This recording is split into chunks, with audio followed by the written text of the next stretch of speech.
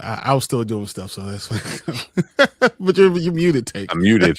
I'm muted. Oh man, what's up? What's up? Not too much. Sport Kings. I'm T. Kramer, Brandman Brandon over here, Brandon Grizzly. Oh man, what a freaking day! Was anybody else's day super long and annoying? Oh yeah. Yeah. For sure. Just keep myself busy and just to get a good nap in there. So that was probably the high point of my day. Nice. I don't know, man. I'm still on the high. I don't know what y'all talking about. Mm-hmm. From what? Oh, from Saturday. How dare you? What are you talking about? all the clips are great. Every clip is so good. Like, yeah, it's so much fun. I finally got the sweatshirt online. I put it up on the group and all that stuff. I finally we finally figure out how to do the pay stuff. So got all that together. Nice. Yeah, man, it's a lot of fun. I'm loving this. I cannot wait to on Sunday. I'm just flat out can't wait. This is crazy. Gotta decide if I'm gonna go to the game though, so we'll see. That turnaround is still like very much rent free in my mind. From 100% from Saturday, that was nuts. Yeah. You can go back and watch. I think most of the fourth quarter we were watching live before we watched the Expanse. So and all the major moments, because all the clips that's everyone online is the clips of like the final play and the Bears win, and then people like going crazy or getting angry. Depending on I need to clip us at the end. I was yelling. Oh yeah, so let me do that. I think my favorite clip so far was a guy with his newborn baby in one of those like toddler the one he had to be quiet. Like he's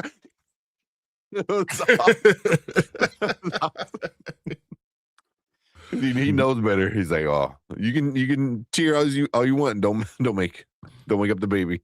Not a sound. Oh man, but yeah, that was something else, man. That's gonna be fun on Sunday. Mm-hmm. We're going against the Rams. Yep. Yes. Yeah. Mm-hmm. Matthew Stafford himself. So yeah, come back to Chicago. Playing It'll be the fun. Bears again, and it's gonna be cold. It's supposed to be 17 degrees. Yeah, it's gonna be that cold front coming out of nowhere. So, but I also will say this guys is going to be Tank's last show for a while, because you all know why. Because we've been talking about it for a while. He finally gets to go to have surgery. It's about time. Yeah. It's about time. He's been silently suffering for a long time. So we're glad he's getting it done. This is gonna be great tomorrow early. Hopefully all the pressure gets off of it. Yeah. Well, so I've been a tad bit irritable today because I'm on a clear liquid diet. So I'm so hungry, man. I'm so fucking hungry. Oh man. Every time I open the fridge, I was like, close it. Like, give me the damn Jello. The yellow Jello. I know all about it. Way too soon. Way too much. Yeah, that's all I really had. I was some apple juice, and then Jello. I got the sugar-free Jello, and then I had some bone broth. That was my lunch throughout the day. I was getting mad bone broth. I'd rather have nothing. I'd rather have water. Bone broth. It's good. If it's hot, it's good. Once it gets cold, I have bone broth in the morning sometimes. It has to be salty enough, and I don't want to put extra salt, and that's why I get sodium free, and it's terrible. Yeah, I think mine was the Aldi brand, so it's like that the healthy one. Yeah. So, but it's good. I have this little teeny crock pot at work. That's like this little like bowl size, and I just poured it up, turned it on, and let it heat up. So by the time I was hungry, just drink some bone broth. But Yeah, so but around like 7:00 at night, I got home like super late because I was doing everything at work like last second, and then I'm like I'm so hungry, man. Mm-hmm. And I forgot to call you and tell you about the damn trophy. I was like, crap. Shit. Mm-hmm. I can still do something as long as you kept the box. I got everything already boxed up. Oh, okay. I can do it. You might have to wait a few more days though. Oh until no! until I can become coherent enough to I just get want off the you to be drugs. good. Honestly, I just want you to be okay. That's all. Yes. Yeah. I'm gonna be good. So here I gotta show off my goodies that I got. I got this for a crazy deal. So it doesn't come with the COA, but it is the first print of Batman, Absolute Batman #6, signed by Snyder over here. That's cool. Mm-hmm. And I've been wanting to sign one. The only bad thing is like it doesn't come with the COA. Yep. But his signature is pretty, recognizable. Take it to somebody. They'll be able to figure out that's his signature. Come on. Yeah. I mean, it's more for me, but I mean, I got this off of one of the websites that does a lot of exclusives, and they were doing like what were they doing? Like 60 or 70% off of signed copies.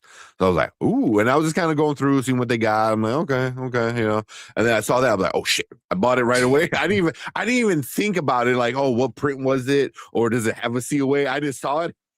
It's so quick. And then I went to go back to look at it, and it was already gone. So I literally bought the last one, and then that was it. So, dude, yeah, this is the worst app I've ever seen in my life. I hate this so much. Which one? Oh, what's it? WhatsApp? It's the worst thing ever. Oh, the whatnot? Or yeah, whatnot, whatever. Yeah, whatnot. I hate it. I hate it. Plain and simple. It's dangerous. So much so that you know what they do? They send me $15 off twice, 3 times, 4 times, $15 off your next order. That means I spent way too much money already. They already know. They know how to get me. Yeah. Yeah. I probably, when I get it, I probably won't be on stream, but I was going through the trick is finding people who have low views, right? That they're new to the game, so they're low, so that you can get like really good deals, and then eventually you build the audience and they kind of know you, like, oh, hey, I remember you. So I followed this one dude from I think it was like West Virginia or some shit like that. Just kind of watching him, see what he got. Wasn't really doing anything. I was doing the dishes. He popped up the Spawn Chadwick Boseman tribute one. I was like, all right, I'll put a bid on it. I got it for $2. I got it for $2 plus like another like $4 for shipping. But then at that point, I was like, the next one was only 75-cent shipping, and everything after that was free shipping. So this is what they do exactly. So by the time I got the third time, I got 4 books in today in the mail. I'm supposed to get 4 more tomorrow. I'm like, man, I'm stupid. They're getting me. Yeah, that's how it gets you, man. They're like, hey, we got one, guys. We got one. Yeah. There's some people that I watch, man, and if you watch it, you see people's names pop up all the time. I'm like, how are you spending this much money? Like, I saw somebody drop hundreds of dollars just in one stream. But they can resell a lot of it, and that's what you can do. You can do it, you buy it, you resell it. Yeah, but on eBay. I mean, you got to get it for a good deal. So I went hunting for that Superman issue, right? I was calling places. So I don't know if you still have it by you, Brian. So it's the Absolute Superman that came out this past week. I just put it up a second ago. It's like, it's really cool. It's black and it's red, and he has like red angel wings, kind of like fire kind of look. Really cool cover. I didn't pre-order it, and then I'm like, oh, you know what? I'm gonna get it. Within the 3 days it was out, $50. Yeah. $50. It's reselling for. Because I was looking at them, right? And I saw it Thursday and I saw it Friday in my comic book store. I could have gotten it. Just, I don't know, man. I mean, at least you got the one. But I wound up finding like a pretty good deal on it. I think after shipping, and I think I paid like $22. You would be real mad when so the comic book, I took both of my guys at the comic book store. I was going to tell you this next. I told the guy in Naperville and the guy in Plainfield, Johnny, about what's going on, and they said, hey, we should be able to pull from like Andersonville. We should be able to pull. If I get it, I'll just hold it for you. Oh, hell yeah, man! I'll still take it because the This one is- the one It's he like got $6. was yeah.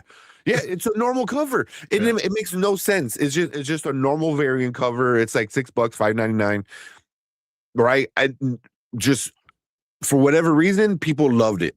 Also, I love that issue of Superman. I reread it. I'm like, it's so good. I really like that issue 15. It's Superman becoming like Superman, like wanting to help and the struggle of wanting to help and but saying how he's going to help and then understand the consequences of stuff. It's actually a really good issue. It's so good. Like there's a part where like he can't take hearing all of the cries and the voices of agony that he flies up into like the stratosphere and just screams, and he screams so much that like satellites start falling out of the sky because he's just like that strong of screaming because he's just trying to drown out all the people crying for help. I was like, oh, it's a really good issue.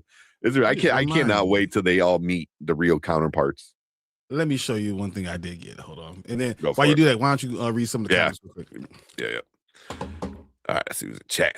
Because you guys going, or I got us going on comic books, but we got Drew. What's up? Always appreciate Drew hanging out. We got Nanette.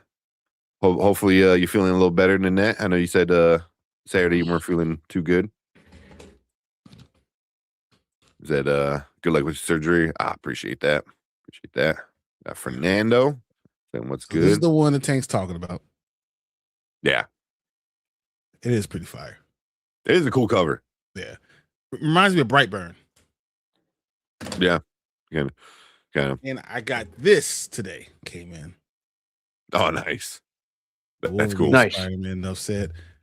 So I got it for maybe $6, $7. I looked on eBay. Someone was selling it for $50. I was like, what? But it's not. It's pretty good. I'm going to get it graded. I'm going to get it graded. Nice. So that's what when we go to C2E2. That's one of the things to get graded. Yeah. C2E2 is a good spot. Like any convention is a good spot if you want to get stuff graded because then you skip out on some of the fees and shipping and stuff like that. Probably the best place if we're being honest. It really is. Yeah. Because they take it right there. Like it's like boom, they have it. You know, no shipping. You don't have to worry about any of that stuff. Ship it anywhere else. They're taking care of it, and then you get it quickly. Yeah. Yeah. So well, that's a cool cover. That's a cool cover. Let's see who else is in here. We got Tony. What's up, Tony? Tony, what's up? What's going on, Tony?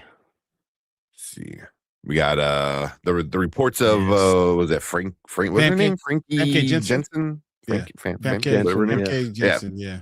You heard how they said it because it was the guy from X-Men saying Chris Claremont. Claremont saying, "Oh, I heard all of them coming back, even Famke. I can't believe she's coming back too." And everyone was like, "What?" She's like, "No, I'm not." Like, right. You just saw the reporter when he said it. What? It's crazy. It'd be cool. I was never really like a huge Jean Grey fan, but I like her as Jean. I always enjoyed her as Jean. She didn't fall down. Haven't seen her. She didn't die. Yeah, definitely didn't fall down enough. Yeah, but she was. I mean, the thing with the Fox X-Men, like most of the casting is pretty good. Most of it. Rogue was probably the biggest,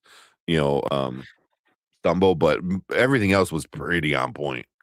Yeah, the casting was either really, really on point, which most of it was, if we're being honest, and then there were those kind of ones, kind of like Anna Paquin as Rogue, that kind of slipped through the cracks. I know we've talked about how we weren't the hugest fans of Halle Berry as Storm. Yeah, but for the most part, yeah. What even was that? But a lot of the casting was pretty. I was mostly happy with. Yeah. Okay. Yeah. Don't hate it. Didn't hate it. No. Let's see what else we got. Caleb is the real deal. Dude, was not the biggest Caleb fan, but honestly, on superhero, super unbelievable throws, he got it. The layups, not so much. But on the 5-yard little right open right to him, throw that ball right there. But when those all off 1 foot doing the Jordan logo, fourth down, throwing it to Ron Dunze, got you. Yeah. It doesn't make sense. It doesn't make sense. But it is cool to have a guy that could do those type of things. Yeah. Yeah. For sure. Let's see how he handles the next level, the next round. Hey, I haven't been to a divisional round in 16 years. I don't even care. That's what I mean. You gotta go to the game. You gotta go to the game. I mean, bring layers, a bunch of toasty toes and all this. It's gonna be cold as crap. Did you hear that the stadium was shaking? I 100%. Yeah, I remember. It's the first time in 30 years that it was a seismic activity in Chicago. And it was the stadium from the Bears game. Yeah, crazy. Yeah, yeah. Because I remember when we were watching it, I'm like, it's got to be crazy there, man. I'm like, people can hear it because you can hear it on the news or on the broadcast. I'm like, damn, that's loud. Marvin didn't sit down. Yeah, he was like, I ain't sitting down. I bet the whole game. The whole game. Oh man. Travis, what's up? Said, how's it going? I also had to do a liquid diet for 2 days, but I had but did 3 for a good measure. First day was miserable, a lot of peeing, but then the third, I wasn't hungry. Yeah, your body starts eating itself at that point. Hey, all I know is I talk about a lot of fitness with a lot of people that I go to the gym with, and they say, honestly, you want to lose weight, just go on a calorie deficiency diet. Limit yourself to 1,800 calories in a day, and watch how much weight you lose. You can't gain weight if you only eat 1,800 calories. Can't gain weight. It's just what it is. So you're going to lose. You'll be surprised in a week when you lose 8 pounds, and then the second, in 12 pounds. The problem is usually that you can't maintain the 1,800. But if you are able to maintain the 1,800, you lose weight. Just what it is. Not me. I don't want to lose weight, so I don't care. Yeah. I'm actually about to start a caloric deficit in about 4 weeks. Even though I don't need to really lose weight because I've always been so since I've always been so little. But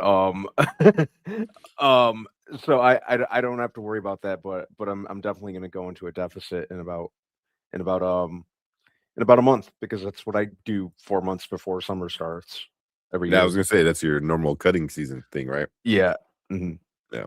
For me, I am before we go to C2E2, I am gonna go on a caloric deficit for 2 weeks because I have an outfit that I really want to wear, but it's gonna look a lot better if I'm cut as hell. The way I lift, and if I'm because I'm about 268 right now. If I'm 250, I will look like a monster. Absolute monster. So I was like, I can do it for 2 weeks. I mean, I will look like I can lift buildings. It's ridiculous. So that's funny. I like that. Well, for me, I was like, hopefully next year I can keep losing more weight and you already doing a pretty good job already. So yeah, I mean, but that's the thing. I'm in I'm not doing 1,800 because 1,800 is just. I used to do 1,800 back in 2012-ish or so, but I was going to the gym like every day. I was legit I was going 8 times a week, 9 times a week. You go in the morning, I'll go run in the morning and then I'll go lift at night, or I'll lift in the morning and go run at night, or one of those things like that. Yeah, you can do that when you're young or in Brand Man, but for me, I'm too old for that shit. Yeah, or even right now, I'm on a. But it's also you start to realize once you start looking at your calories and you're like, man, I'm eating a lot. I'm eating a lot. So it's you start cutting back on some things and big difference. But the liquid diet It sucks. I'm just telling you, man. You have lost a lot of weight already. So I can think see. where am I? I'm gonna guess 26 pounds. I'm gonna guess 26. So I started the last time I really weighed myself was in the middle of July, and I don't want to say the pound, but it was the heaviest I ever been. Like by far. And then I didn't really weigh myself for a while after that. Even when I was at the doctor's, I didn't pay attention to the number. One, it's in kilograms too, so I'm like, I don't want to do the math, So, but then as I started, being more mindful for my weight for the surgery, because the doctor told me, he goes, you need to lose weight. If you want surgery, you gotta lose weight. And then so I think I weighed myself today because I'm like, it's probably gonna be the last time I weigh myself for a while because I weighed at myself at work. I want to say, was it almost 40 pounds? Wow. Nice. I think it's at 37 or 38 or something like that, where I'm at right now from July 18th to now. I believe it. I mean, I definitely believe it. Yeah. So, but yeah, a lot of that, just watch when you eat. Yep. That's all it takes ultimately. Yeah. Yep. The drugs are the best part of going to the hospital. You're not lying, man. Because I'm like, oh, Tuesday I'm gonna feel good.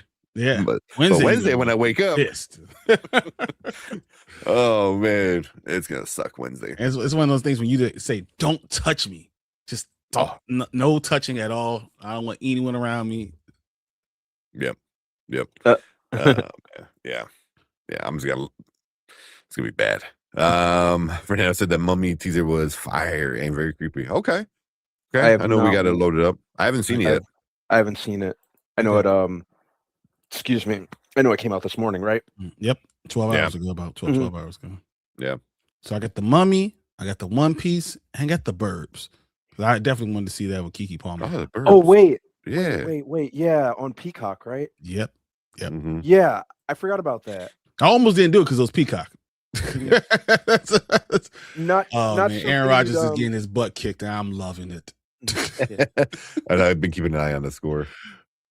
Pick 6 right there. Can you imagine, like, Lovie Smith?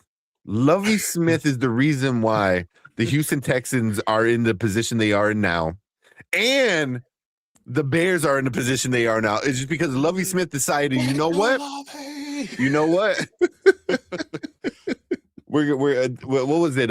Like, because if they, I forgot what they did, but he made sure they won. If they lost, they get the number 1 seed. They threw the 2-point conversion to make sure they win. Mm-hmm. And then so which helped out the Bears, but ultimately helped out the Texans because they got like a great got quarterback. CJ Stroud. Yeah. So it works out for everybody. Everybody. We all win. Lovie Smith. Hell, Lovie Smith and the white beard. Exactly. I can't wait till I get salt and pepper. I got like a couple strays of gray inside. The salt and pepper beard looks awesome. I just want to cut just for that salt and pepper right there. So just for that one. Yeah, he does got epic. He does have a really epic beard. That's a really good beard. All right, I'm gonna skip through some of these so we can watch some of these trailers because I cannot stay all night. Oh, we're kicking them out. Yeah, so, because I do want to talk about the Golden Globes and the fact that Sinners got shut out. Yeah. Think like that baby. Think like this cheeks after surgery. That's what made me stop watching it last night. I was starting to get pissed off. The fact that they got shut out and the people that win, I'm like, bro, this is crazy. Tamika, but are you surprised? I'm not surprised. I'm not either. I'm not. But surprised. This is why it makes me not want to talk about the Oscars. It literally makes me not want to talk about it anymore. Like you guys, it's so pretentious and it's so racist and it's pissing me off. Right off the get-go. Like, come on. What is going on? Really? This is what we're talking about? It's always been rigged. They and I say that every year. The Golden Globes and the Oscars too. Yeah. The Golden Globes are so bad. Are just so bad. The favoritism. No, I actually, guys, I shut it off. Yeah. I went back to playing video games. I was starting to get like legitimately annoyed. I went to reading. I went back to reading. I had my book. You made I me said, read. You made me go back to reading. I was like, no, I'm good. Not even a comic book. Like I picked out a real book and just started reading the real book because I was done with the Golden Globes. So done. Yeah. I watched the monologue, and then after that, I didn't really care. And I'm like, I'll see the clips the next day because I know it's gonna be BS, man. It's all gonna be BS. Because it won the 2 like BS awards. It wasn't like box office, blockbuster, and something else. Like it wasn't even any real awards. So it wasn't nothing to do with anything, the cast or the movie or anything like that. I think the music, right? It went for music or something like that. It I think did. it was the only one. They didn't show it, right? It did, but they did it during commercial. Yep, they didn't. Exactly. They couldn't even be bothered to show that. Yeah, and they showed the clip like afterward. Like you can see it online, but it didn't show it during the show. Yeah. It's been I didn't watch the Golden Globes. It's not worth it. The Golden Globes is just like I don't know. Like the people who get to vote on it also it's very circle jerk. The movies that I thought were gonna win. Anything with Timothy Chalamet, you knew that was going to work. I was like, bro, I am so tired of this crap. It's to a point where I didn't want to watch it anymore. I don't want to even talk about it or give it any time, but I'm so upset that I feel like I have to say something. Yeah. Like it does not matter. Like they really don't care. Yeah. I was like the Golden Globes by Paramount. That's what I felt like. I literally felt like that, like by Paramount. And I was like, and you guys want them to win the Warner Brothers, and then they're suing again. What the hell is going on? Oh, I hate this. Oh my goodness, country sometimes, man. Yeah. I've been saying for like from day one, I'm like, I don't want Paramount to win.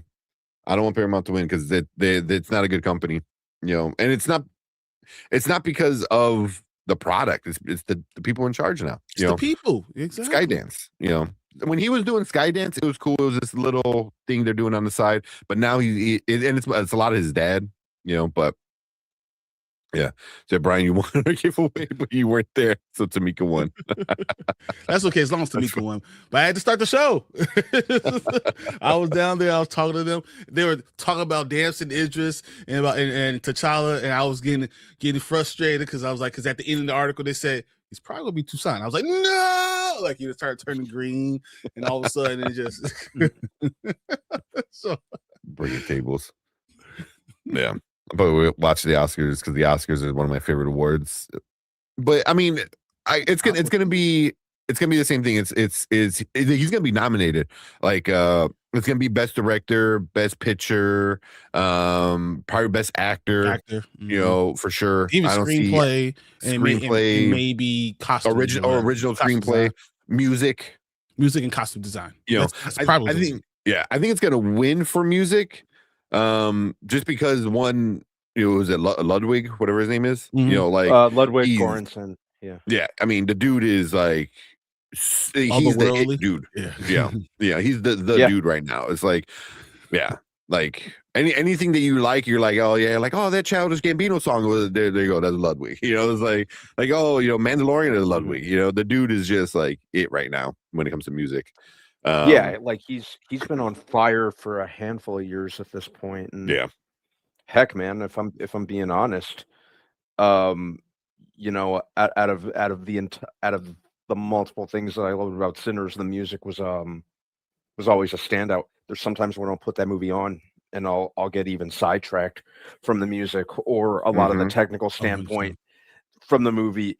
I watch that movie and get taken with certain elements of it. It depends on what it just depends on what I happen to be locked in on that day. But the music's definitely one of them. Yeah.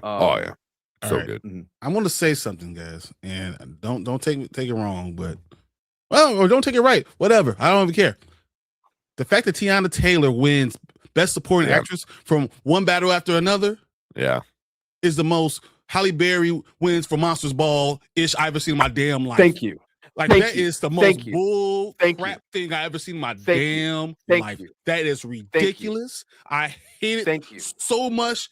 I am furious These are the reasons why I'm done with this stuff.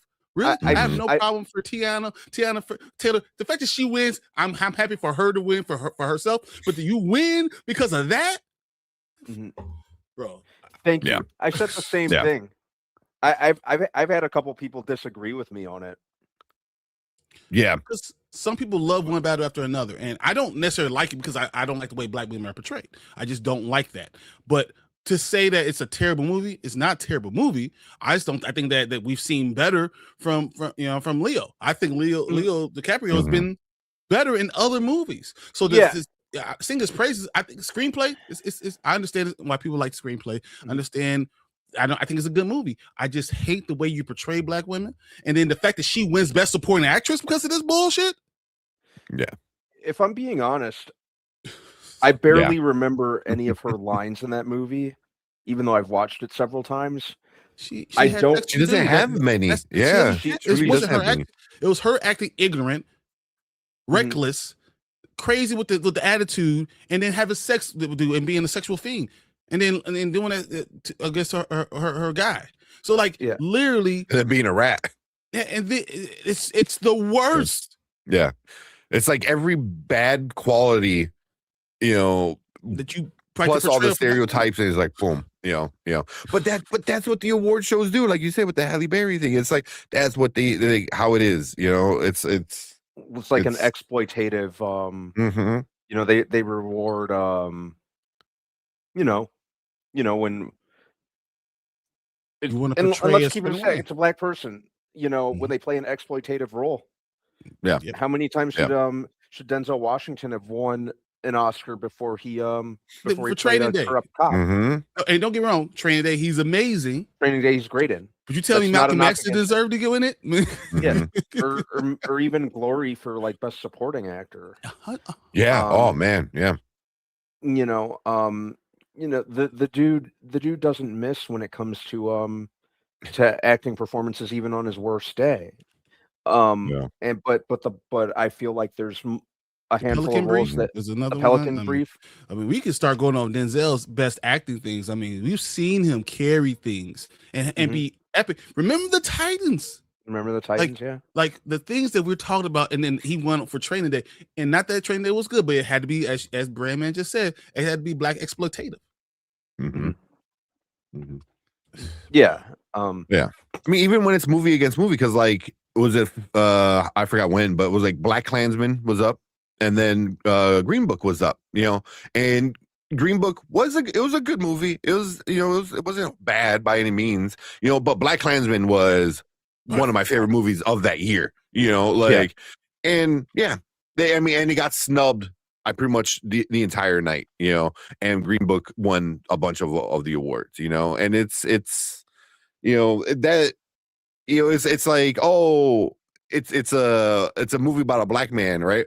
But it's not really. It's like everything. It's about the white guy. And then him being he's a supporting guy, like dealing with his perception of what was going on with him in the South. But they're able to like check that diversity box, like, oh, look at that. We got that diversity, done, but it's like, did you though? So yeah, it's BS, man. It's BS. It's BS. It's so frustrating. I'm glad. Sorry, I had to get that off my chest because it bothered me so much, and I hate the way they portray like any type of stereotype, any type of thing that you want to push that narrative. That's what it is. That's what you highlight. But when someone's doing something positive, someone's doing these great things, you don't want to talk about that, and that doesn't get anything. Yeah. So, yeah. It's just, but. Like I said, I know we talked about it before. That's how it was going to go, especially with the one battle after another. People just loving it. I mean, it's like you said, Brian. It was good, but it wasn't like this masterpiece that people are claiming. I was like, I think I'm like, take away that one shot at the end, with where it's up and down the hills. Take that away. Like I feel like so many people would like. The movie was all cinematography, which it was shot beautifully. Like it was amazingly shot. But I feel like that's all it was. So like you're just looking at like something that was cool, and then you're like, Oh, it's a great movie. It's still not my it's still not my favorite Paul Thomas Anderson movie. No. To be fair, the fact that Chase Infinity wasn't Best Supporting Actress is criminal. Yeah. She should have been up there. I thought she did a way better job. I thought she was the star of the show. 100%. I think a lot of people talk about Sean Penn and Benicio del Toro in that movie, who were two of my favorite parts of the movie. But Chase Infinity, I think she was really she was really front and center for me. The star, the best acting job, all the best story, the most relatable, all those things were there. You understood her point of view, her feelings. That should have been the one. And really, you look at those two acting, Tiana Taylor, you look at Infinity, and you're like, I want you, Tiana Taylor. What? Yeah. And not Tiana Taylor, what she did acting. No. What we're talking about, the character itself. I hated it. Yeah. Yeah. But also the Golden Globes is very much more of a popularity contest than the Oscars. At least the Oscars, I want to say at least, but they look more at than other things. Like the Golden Globes has always been like a popularity contest, you know. And Tiana Taylor right now is just like, she's it, you know. Everyone's talking about her. She's everywhere, you know. Yeah. And I don't mind her. I don't mind her at all. But as far as acting merit goes, I don't really see anything stand out about her. She's not a great actress. She's not, she's pretty. She does what she does well. It's like what you're asking her to do, she could do that well. But she's not going to be like acting her way around a stage. She's not going to you have this presence that's not what it is. But I don't want to diminish her all the time. I just don't like the character is doing. And I feel like they're pushing her up because of what it is. Because of what the character did. And that loud, obnoxious, sexual fiend type of thing that you want to portray for Black women. And I don't like it because that's not true. Yeah, I definitely hear that. Right, let's do a 180. Let's talk about something else. Exactly. I can get angry all day. We got Deuce, the man, the GOAT. Appreciate it. Too bad you're wrong, bro. Too bad you're wrong. Oh man, I picked the Rams at the beginning of the season to make it to the NFC Championship game, and I think the Rams are the more complete team. But if you had problems with Bryce Young and think that Bryce Young could almost beat you, like he was doing a Houdini thing, I'm just gonna tell you, Caleb Williams is gonna be another problem. That's all I'm telling you. It is more talent in Chicago. I don't want to hear anything about football because the Steelers just got destroyed. They got Molly Watt. Roy, man, how do you put up 23 points in the fourth quarter? Well, Caleb did put 25. I was gonna say. so I think it's gonna be a good game. I think it being cold is going to kind of balance out a lot of this stuff, but it's fun. I cannot wait for tomorrow for me to go crazy, and then I cannot wait for Sunday so we can see the game. And either one way or another, I'll be back here Monday, either happy or sad. It's gonna be a good game. That's gonna be a really good game. Yeah, can't wait to watch that one. Yeah. All right, let's give Deuce a good video. Oh, here you go. I'll give him a couple ones. So he's saying Rams beat the Bears. Stop it. Get some help. There you go. Hey, let me give one. Let me give one. Oh, I got one for him. Right quick.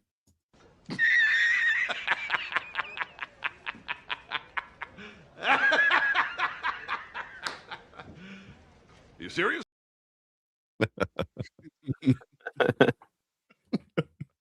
Yeah.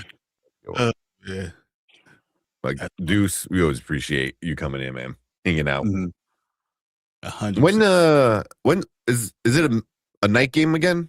Like Saturday one was, or I don't know if we have the schedule yet because I know the Texas just killed the Steelers. I mean, mollywopped. I mean, stumped Aaron Rodgers like he stole something. And it's funny because Steelers are my favorite AFC team, but I hate Aaron Rodgers so much that I have a little bit of a smile. You're like, This is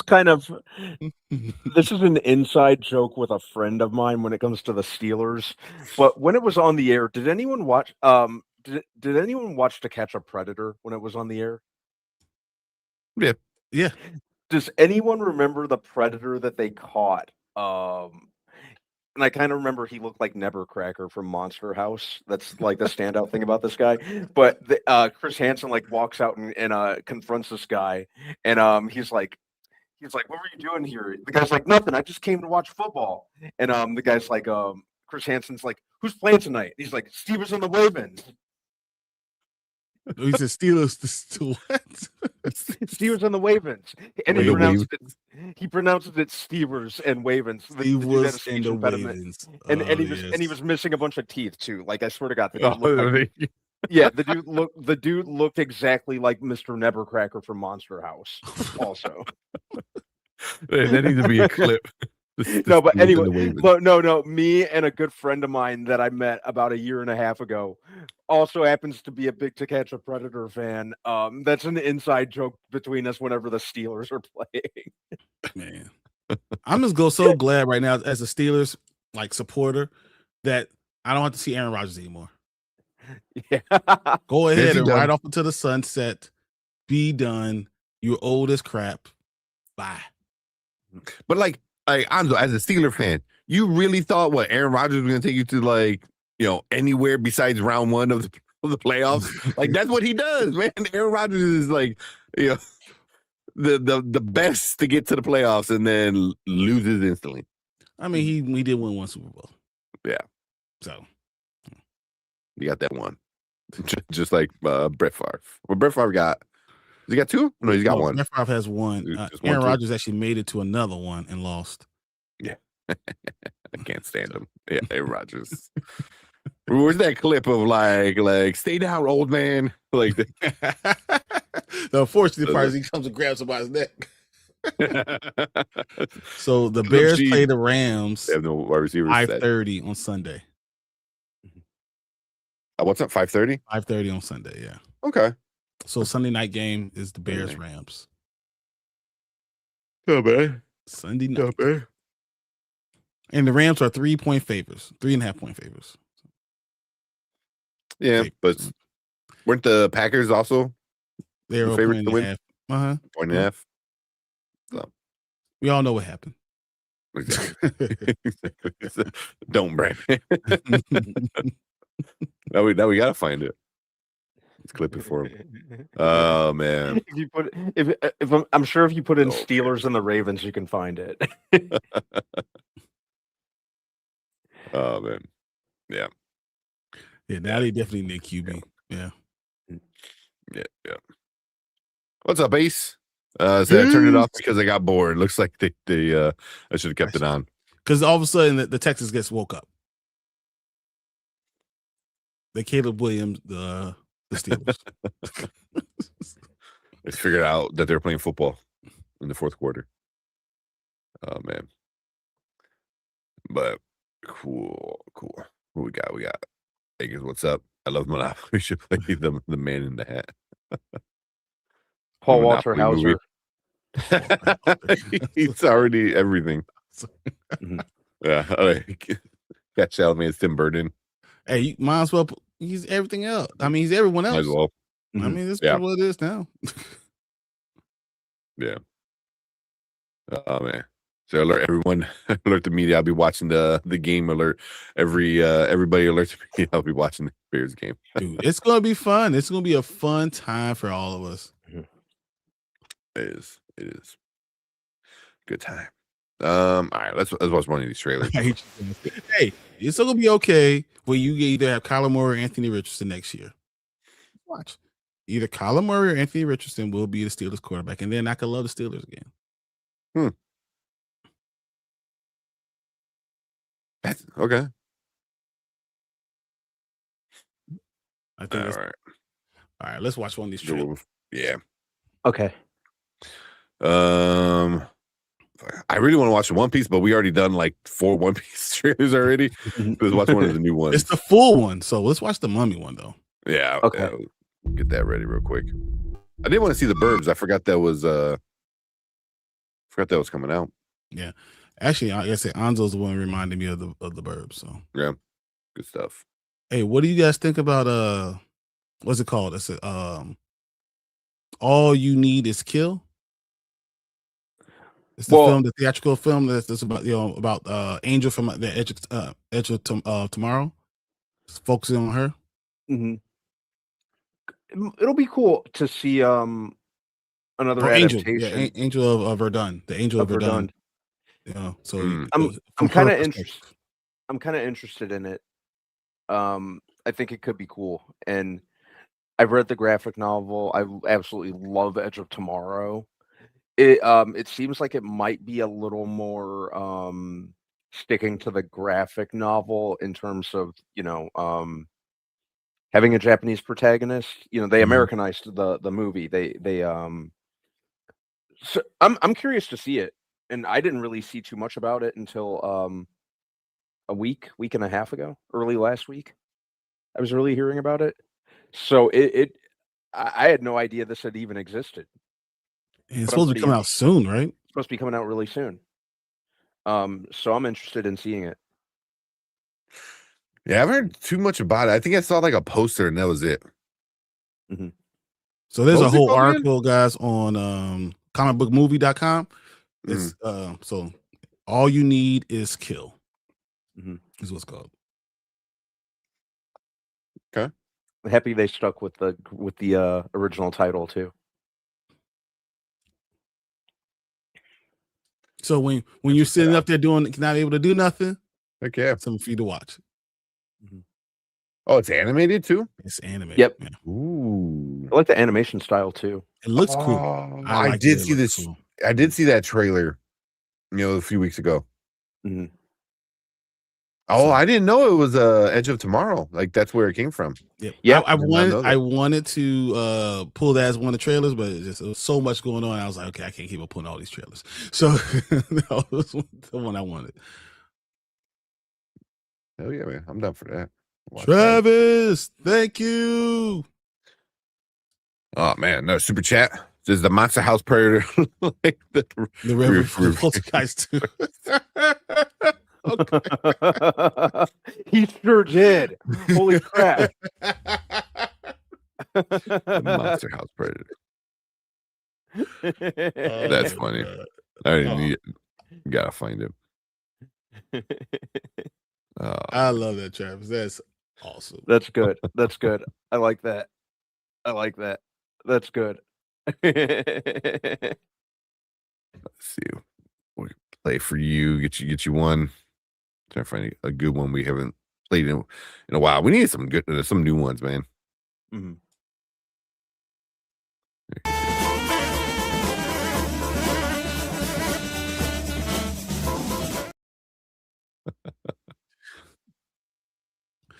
Oh man, watching. I forgot he was in Fallout.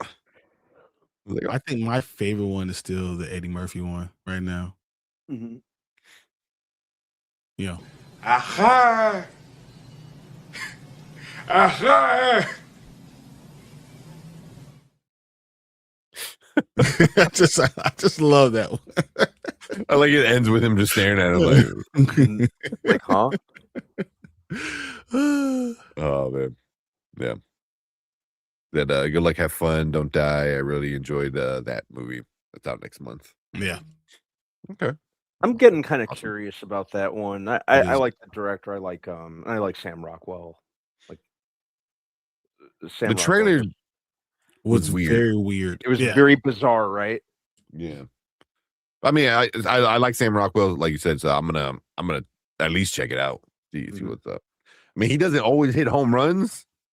So but when he does, yeah, It's Yeah. a lot of singles. That's all I'm saying. And you know Yeah. what? Like even when he doesn't bat 100, he still does good in roles. So I don't think I've ever seen a performance from him that I'm like, oh, he sucked in this. Oh yeah. Mm. The He's dude never always. the problem. But I No, have no. seen movies where I said that movie sucked. That movie sucked, right? Yeah. Argyle, There's for no- one. Argyle, yeah. Like I'm still like 2 years later, I'm still like, what even was that? What happened? What happened? Said no, RDJ is Tim Burton. And Matthew Vaughn directed that. Oh yeah, he did. Mm. It was All right, let's check out this trailer. All right, I let's want do to it. see it before. Yeah, before I kick you out. Where we at? All right, let's go. All right, what is up? Welcome to Spoiler Kings. We have another trailer reaction for you guys tonight. This one is The Mummy, the new one from Blumhouse. Yeah, just came out today, so still Lee Cronin, new. is that what it is? Was it Lee Cronin? Lee Cronin, He's the director. Yeah. that's right. Yeah, so it's gonna be weird or creepy at least. So Both. You're right. Weird and both. creepy. Yeah. So let's check it out and see how this one is. Let's go. I didn't realize Blumhouse was doing it. Oh yeah.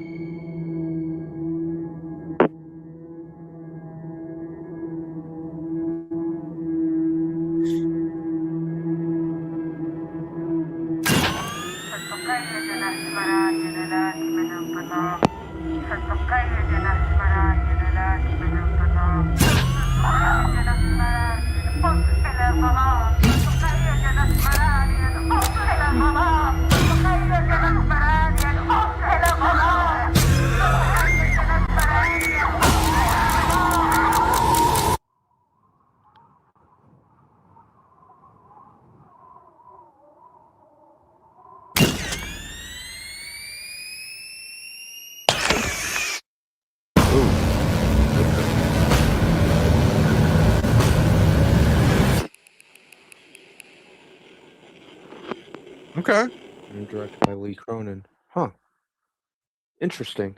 So doesn't seem to be an ancient mummy. It seems to be a kid or a teenager Yeah. that was mummified. Didn't think they were going that route. You're right. Yeah. You know, you automatically just assume that it's going to be like an ancient Egyptian guy. Mhm. With Lee Cronin, well, I think the only movie we've seen from him, at least all three of us, is Evil Dead Rise, Mhm. which was pretty effective, let's face it. And there were parts that legitimately creeped me out during it. Yeah. So I'm curious to see how he brings the tension factor with this one. Definitely looks interesting, and like I've said previously with trailers, I felt like this showed you just enough. You know, so I have questions, but I'm thinking like I hope they kind of keep what exactly is going on with a follow-up trailer to a minimum so that my questions can be answered when I'm sitting in the theater. But Mhm. I like how creepy and unsettling it looks. So I hope that's not just for the trailer. I hope to be creeped out when I'm in the theater too.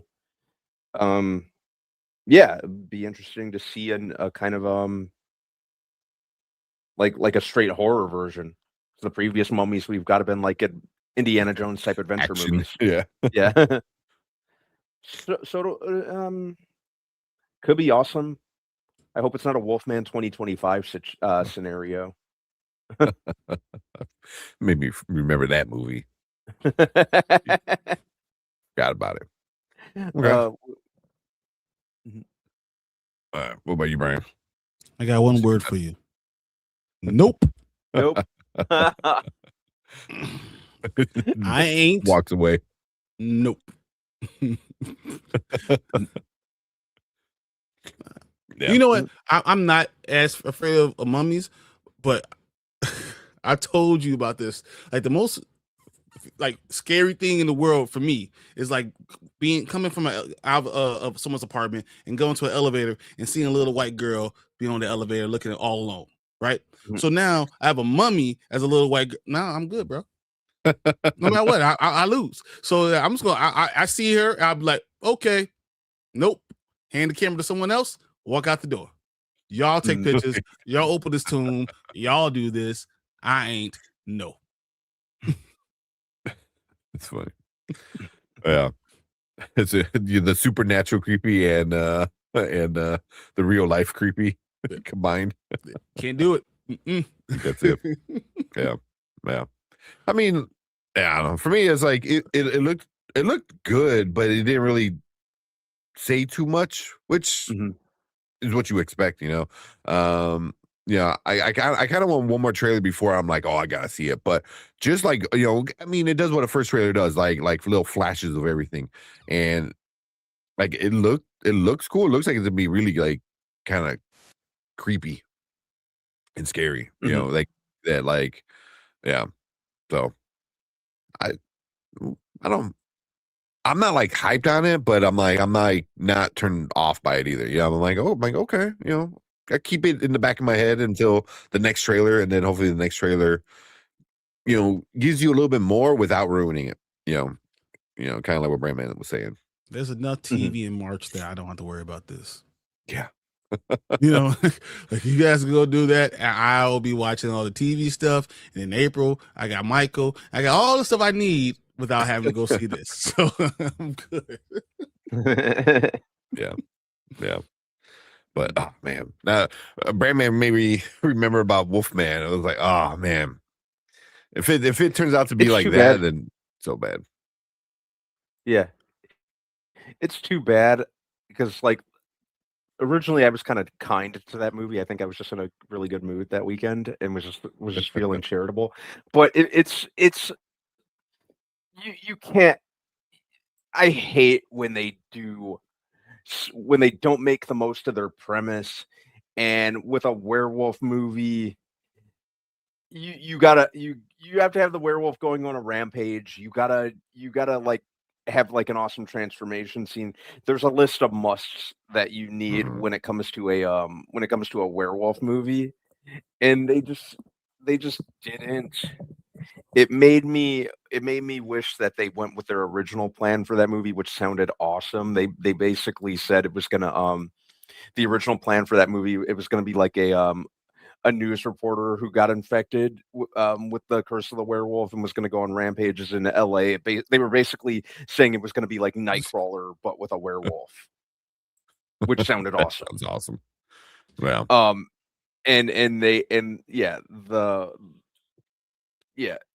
that Wolfman movie sucked. I'm just gonna leave it at that. I'm not gonna go any further. I can go about Yeah. that. Go on about that all night if I wanted to. But I mean, this could follow suit. You know, like when you expect certain musts from a thing. You know, the first thing you said was like, "Oh, I was expecting, you know, a new person in that tomb, not you're expecting some like ancient Egyptian, you know." So we'll see. Yeah. But no, y'all watch it and let me Brian's know. like, I'm not seeing. And even she was like, "That's 3 nopes." You got a group of nopes in chat. I wish I had more thumbs to give you more thumbs down. Yeah. Don't do it. But cool. Yeah, that's our first look at this new Mummy movie. But we want to hear from you guys. So if you're watching on the replay, leave a comment down below, hit that like button, hit that subscribe button. Let us know what you think about this movie. Are you interested? Does it look fire? Does it look kind of trashy? Are you just like, nope, like Brian? Let us know in the comments. And we appreciate everyone in the live chat. You guys stick around because we're gonna move on to our next topic for the night.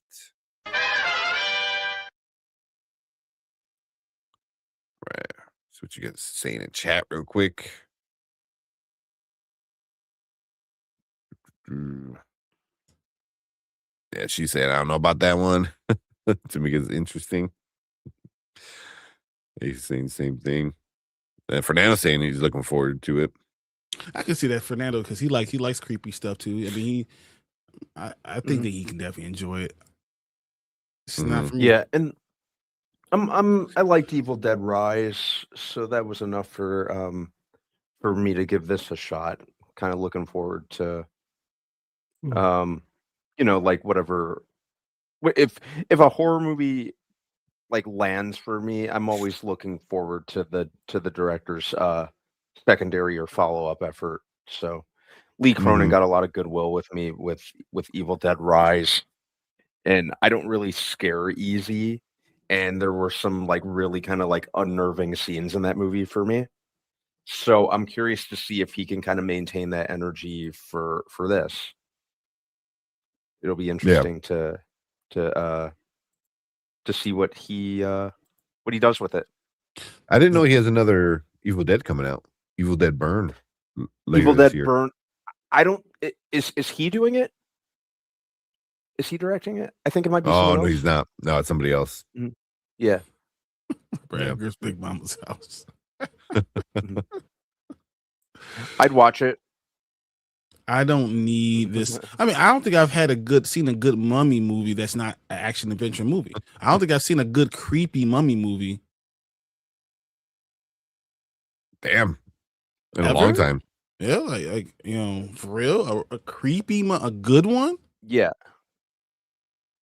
There's not much you can do to really scare, Yeah. Be like the old school, old Universal monster mummy, like back in the day. So maybe it's good. Maybe and even those, and even those mummies weren't they're entertaining, but I laugh at the originals because how is this dude catching people? That dude walked slower than Jason Voorhees. Yeah, you never catch me, and I'm gonna throw some flaming toilet paper at you, bro. You call it fire. That's just it, though. You wouldn't have to. He seems so easy to outrun. I would before I run. I will get my little lighter, throw it at you. You gonna catch it. You gonna let I'm fire, and then I'm running. I'm out. Yeah, but it's definitely like a product of its time, man. Where like all the monsters back then walked creepy, and it wasn't 28 months later? 28. I think 28. Not 28. Weeks later. 28 weeks later. It was when they started like running like crazy, and you're like, oh shit! Like when you realize that's a problem. Now a zombie with like run, you run you're in now? trouble. they run. Yeah. World War Z was a terrible movie, but that's the more scary type of zombie I'm gonna have. Yeah. What's up, Kevin Davis? Yeah, exactly. Wait till it comes on screen. Yeah. Please don't be Wolfman. Fernando's like, don't put that evil on me. Freaking Wolfman. No comment. I could go on about that all night if I wanted to. I'm not going to do that. That said, I wanted to see the Mummy. Okay. Evil Dead Rise was something else. Yeah. Yeah, we need to reboot people. the one. Big Mama's Lighthouse, yeah. Big Mama's Lighthouse. It's all in black and white. Oh, that's terrible. She you might do a blowtorch and it's flame on. It sounds like it's gonna be like Buffy. Yeah. I love that movie. With Pee Wee Herman, he's like, when she stabs him, like, you're going to regret this. You're gonna wish you died. The best death scene ever, hands down. Like, at the end of the movie, because he gets back and goes, kicks the wall. The little wall kicks get me every time. Oh, it was so good. And it was like, when I watched it when I was younger, I didn't know that was Pee Wee Herman until like much later in my life, where I'm like, oh shit. I remember when I was really, really little, and for whatever reason, this stood out in my mind. I think they were talking about it like on Entertainment Tonight, because there were two things that I would always watch with my mom as a kid. There was Entertainment Tonight, and there was Good Morning America that I would always watch with my mom. And I want to say it was Entertainment Tonight where they made mention of it, and it just kind of caught my attention. And then like, I remember telling my aunt and my cousin, and they were like, "That's not Pee Wee. That's not Pee Wee Herman." we all knew him as Pee Wee Herman, not Paul Rubens, right? Yeah. So yeah, I remember having to convince everyone. Yeah. Was that before he was in trouble or after he was in trouble? That was after. After. After, right? Because that was the first role he was able to land. That's right. Which was crazy that. Go ahead. Yeah, which was crazy to think about. You know, after gooning in a movie theater, in a porn theater. Yeah. But yeah, that was the first role that he got. And then, I think there used to be a show. It came on Showtime, if memory serves me correctly. They were like these I forgot the name of the show, but they were like these live action 30-minute adaptations of famous books. And in this series, I remember him playing Pinocchio. And that was also after the whole movie theater fiasco. It was the same year as Buffy, actually. It was at the end of the year, if memory serves me correctly. But he played Pinocchio in this. I'm trying to look up what it was called. It's not the Mary Shelley's, because I think that was like the 80s, though, right? Or was that early 90s as well? It might have been. Oh, that's a good. Oh, this was like. I want to say this was like 92. Like, I'm trying to remember what the name of it was. But yeah, he was he was a guest star on this. That's funny. Fairy Tale Theater. I'm sorry. I had it wrong. This was back in the mid 80s. That was my bad. 84. Yeah. Shelley Duvall. That was wrong. Shelley. Yeah. Yeah. It's I know you. I know you're like lagging. Like a rerun of it or something like that. But it is on my Plex. Yeah, it's on my Plex. So if you want to rewatch it, you can probably find the episode. But I have all of the Shelley Duvall's Fairy Tale Theater on my Plex. So if you wanted to reminisce, cool. With that one, I had old Ninja Turtles VHS go from back and revisit my childhood. Pee Wee Herman explained to me what crack cocaine was. Really? Was that the one you read? Yeah. I had an old Ninja Turtles VHS cartoon from the 80s, and there was a commercial with Pee Wee Herman explaining to me what crack cocaine was.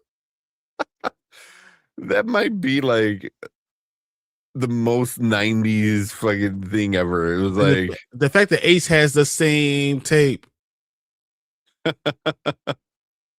Oh, the same tape. That's funny. He said, I have the same tape. Yeah. That's funny. That's craziness.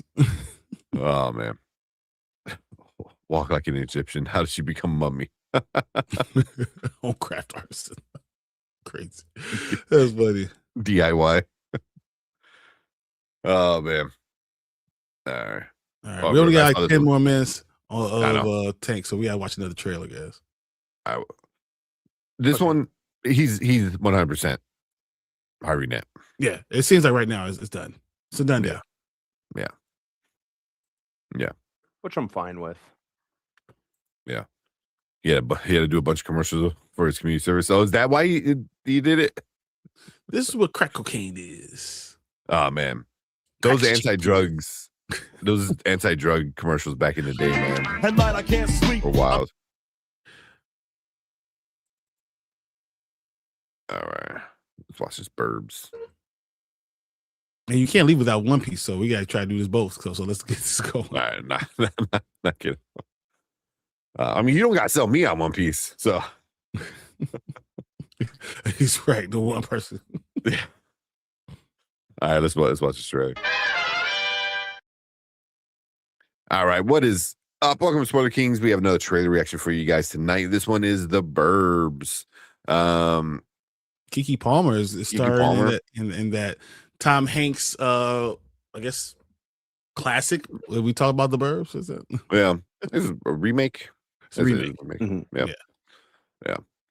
So let's check it out and see if it's gonna be any good. At night I can't sleep. I toss and turn candlesticks at the You must be Rob Fisher's wife. Welcome to Ashfield Place, the safest town in America. We went from city loft to lawn so fast. I know living in my parents' house wasn't exactly part of the plan. I mean, every day is the same thing. These people are crazy. Guy. It's the burbs, babes.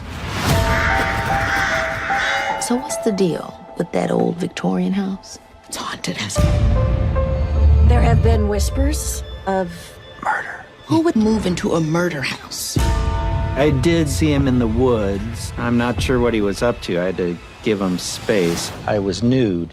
In the woods? I was moonbathing. House needs a lot of work. But it has good bones. Who says that? The girl from the suburbs disappears into thin air? He's hiding something. I think we should investigate. I feel like Sherlock Holmes. I think if anything, I'd be Sherlock Holmes. Don't accent privilege this. You can't just break in. From a legal standpoint, we're not breaking in. Okay, we're walking into an unlocked house. investigating the joint for traps. She keeps asking questions about the house across the street. What'd you tell her? What is there to tell? Yep, I just peed a little. Your mind's playing tricks on you. Well, it's not him we need to be worried about. You learned that from a podcast? Oh no. What's happening?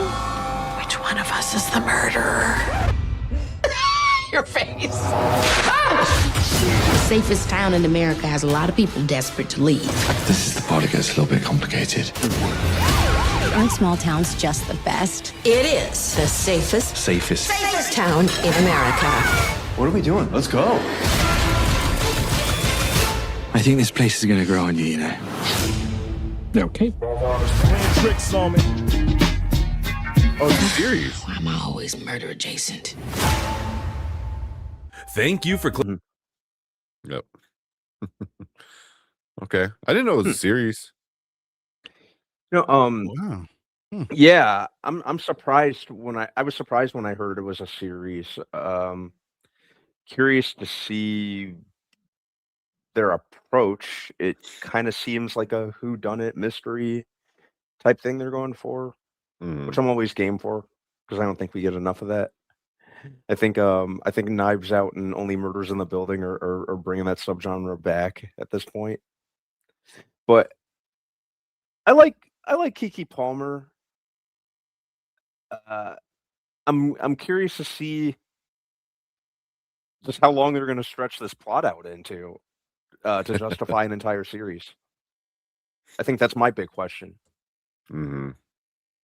Yeah, that's a good question, man. You're looking at it like, so this is not the most complex plot ever, and you're gonna do it as a series. Mm-hmm. That means there's gonna be a lot of people doing stupid stuff, and then there's going to be a twist. So it's going to be the town, would be the twist. We already kind of know that, right? But is a setup? Is this get out for the suburbs? for women. Yeah. So I don't know. It's interesting. I do think I'll try to watch it, but if it's nothing happening by episode 3, I might bounce. Yeah. Yeah. I mean, it's streaming, series. So it's what, like 8 to 10 episodes, So it's not like it's like a full 24 or anything like that, but even so, like 30-minute-ish episodes, times 10, it's 3 hours, that's about a movie, without good editing, so, but I mean, is it going to be a limited series where it's just one season, or is it going to be like, are they going to try to like do multiple seasons? Like that's my thing, That's my question too. That had crossed my mind also. I guess it all depends on where they go with this particular season. If it's open ended, I can't see it being anything beyond just one. Yeah, that's just me. Unless next year it's another person every year. Yeah, like if they do it like an anthology type thing and they leave it open ended like that. Yeah. Mm-hmm. I mean, there's ways they can go with it. Doesn't mean it's gonna be good or not. But there are ways they can like definitely go with it. But I mean, I'll definitely give it a shot. Because I like Keke Palmer. It looked funny-ish. I mean, I wasn't like cracking up at any point, but it was like TV funny. So I'm like, okay, but looked okay for a Peacock. Although F Peacock. Exactly. So at the end of the day, I just said, we'll see. Yeah. See how it is. But cool. Yeah, that's our first look at the Burbs, the show, The Burbs, over on Peacock, coming out in about a month or so. But we want to hear from you guys. So if you're watching on the replay, leave a comment down below. Let us know what you think about this trailer. You're gonna check it out, or you're gonna skip it. Leave us a comment. Let us know.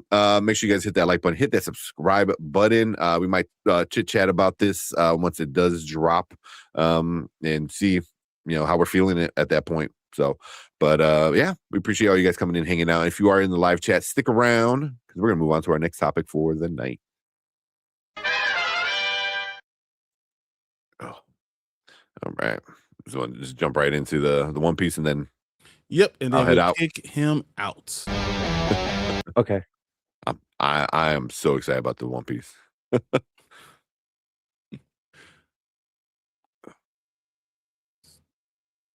right. Let's go. Jump right into it, and then we'll do comments. Yep. Let's go.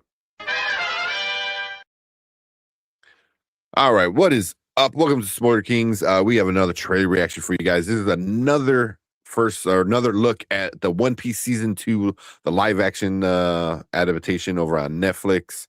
I'm a big fan. I know a lot of people are big fans of this. So let's just we'll check it out and then see what's going on. Change it. There we go. Get a little bit bigger picture. At first they were merely a rumor, a dark whisper.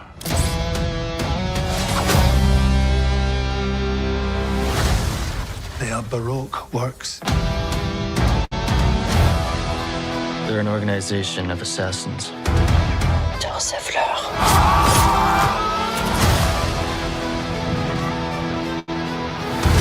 It's the absence of hope. You will never find the One Piece. My friends. Together. There's nothing we can't take on. So you're a captain of the Straw Hat Pirates? Monkey D. Luffy. You might think you're unstoppable, but your friends aren't made of rubber.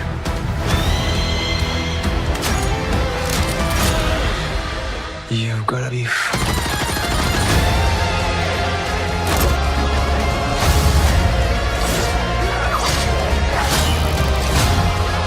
These guys are unstoppable!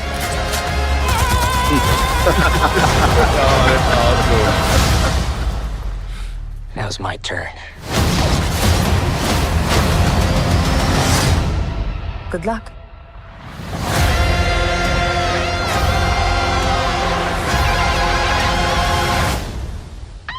Oh man, can't wait. I'm with it. Dude, that's I can't fire. wait. Yeah, that's fire. Awesome. Yeah. See, that's the thing when that's what I'm talking about when it comes to adaptations like this, because it really does feel like the anime come to life. 100%. They're not trying to ground it. They're not trying to go like a realistic approach. They're just translating it to live action, which is what you need to do. You need to maintain everything else, which it seems like they're doing. Mm-hmm. Again, because they did that with the first season. That was one of the things I liked so much about the first season. Yeah, they weren't ashamed of the source material. They weren't ashamed of the formula. So I'm happy that they're still running with that. Yeah, I would say like all of that plus they're streamlining the story, so like you get a lot of the fat cut out and you get right to the good stuff, you know. So Yeah. Yeah. What do you think about Brian? No, this is it. That's awesome. Like I have no complaints at all. You know, there's some things where you say like, this, they're trying to do this new thing. They're trying to add more to it. No, they just giving it to you raw. Like here it is. This is exactly we take you right from here. Great adaptation. I love everything I saw there. It's hilarious. It's crazy, and I'm excited. I'm excited to see this now. March 10th can't come fast enough. Yeah, like that's awesome. Like it's legit. Like Brandman said, it is pulled right out of the anime. You know, I was trying to see if I can find what's his name again. Yeah, but for me, it's like that was the biggest thing is Nico Robin. You know, is like how is she gonna be, and they're giving her like this like French accent. It sounds like you know, so and it makes sense for what the character in the show is. You know, they're definitely going in the anime, like everyone's white. You know, here they're actually kind of like sticking to what nationality each person would have actually been, you know, like Vivi, you know, the blue hair chick right there, you know, in the cartoon, she's white, you know, but she's from you know, like the Middle East kind of desert, you know, kind of place. So it was like, but yet, you know, she's, you know, super white skinned, you know, so I was like, yeah, that doesn't make sense, you know. I mean, so come on, yeah. we know where the anime is coming from. Come on. Yeah, we already talked about Golden Globes and we know what's whitewashed. Exactly. Yeah. You know, but Nico was gonna be my one thing because I love her in the cartoon, you know, in the story. She's just like super cool character. Yeah. So, yeah. And they kind of show her using some of her powers. That's I missed it. That was the one I wanted to get. Because what's his name? The polka dot man. What's his name? What's his name? Oh my god, David Dastmalchian. Yes, that's it. Yeah. Yep. Yep. Yeah. Yeah. He's Mr. 3. So, but I mean, like legit, like this is like right from freaking the cartoon. So, yeah. I'm so hyped for this. It's gonna be so good. Yeah. Like Netflix is putting money. Netflix does it right though, but Netflix knows how to do these things right. This makes me actually watching this makes me feel better about Last Airbender. I want to see the Avatar. I feel better about everything because I think they're doing right by One Piece. So you know maybe they do right by most of this stuff. Yeah. We see Robin using her powers for the first time because that's what I'm like, how are they gonna do it? Like, is it gonna look really stupid? You know, because the gum stuff they do sometimes looks really kind of cheap, but you know, it works. So I was like, are they going to do it? You know, and you see the extra hands popping out of places and stuff like that. So I was like, okay, not bad. It worked though. It looked good. You understood what was going on. So come on, man. This is it. Yeah, I'm down. I'm absolutely. I'm happy. There we go. That's hilarious. Oh, it's so good. It's That's great. So good. Yeah, I mean that's like right from the freaking cartoon. That is nuts, man. Oh man, yeah, I'm so hyped, man. March, yeah, this is gonna be fun. This is definitely gonna be the first thing, you know, when it drops. Yeah, it's every week because I almost they do wonder a binge, right? Because Netflix drops everything at the same time. So because of that, that means we're going to have to binge it. Because if it was only a week thing, then we will do a watch party. But because this is something that's going to be dropped all the same, we'll have to be talking about it right away, guys. Yeah, and it's on a Tuesday, so on a Tuesday, can't wait. No, this is gonna be great, you know. And then having the breakdowns with Tank telling us how it compares to what he saw and what he watched in 1 year. They caught up to all of One Piece. It's gonna be fun. They're on a break right now. Everyone can catch up with the cartoon. With all how many episodes? Like 1150 ish, somewhere around there. I think it's like 1153 right now that they stopped, or 50, somewhere like that. So yeah, it's a lot. It's a lot. That's a lot. But cool. Yeah, let's we'll finish that up here. Yeah, we're excited about it. It looks really awesome. You know, the first season was great. The second season looks like it's gonna be right up there with it. But we want to hear from you guys. So if you're watching on the replay, leave a comment. Let us know what you think about the One Piece Into the Grand Line to season 2. Do you like it? Do you hate it? Are you a big fan? Are you not a fan of the anime or the manga? Let us know. And yeah, make sure you guys hit that like button, hit that subscribe button, and come and join us when we talk about this show, because we are for sure going to talk about this one. Yeah, and be part of the live chat as well. And everyone in the chat right now, we want you guys to stick around because we're going to move on to our next topic for the night. All right, get out of here. That's all. The hobby tall. What's that? Heck yeah, One Piece. Hobbital. Yeah. Very cool. But guys, we're all going to say goodbye to Jamie Lee Tank. Curtis is going to be in the season. Really? We haven't seen her yet, and the character she's playing is perfect. It's perfect. It's like old lady with not an old lady body, you know. And Oh, if so- anything from so Avatar. Jamie Lee Curtis. Yeah. like Avatar. Yeah. Awesome. Yeah, but it's like Jamie Lee Curtis with the last picture that came out with like her boobs all out. You're Pretty like, much, oh, right? where those come from? Yeah. Yeah, but we're getting Jamie Lee Curtis. I mean, it might be right at the end, but I think we're getting her and Chopper. Well, guys, let's all yes. say goodbye to Tank. We appreciate him. Wish him luck on his surgery because he's gonna get out there. He's gonna do well. He's gonna feel some relief finally because he's been dealing with it for such a long time. So I'm excited by that. But yeah, no, get out of here. Yeah, let me get out of here. Appreciate all you guys. I'll be back in a couple weeks, you know.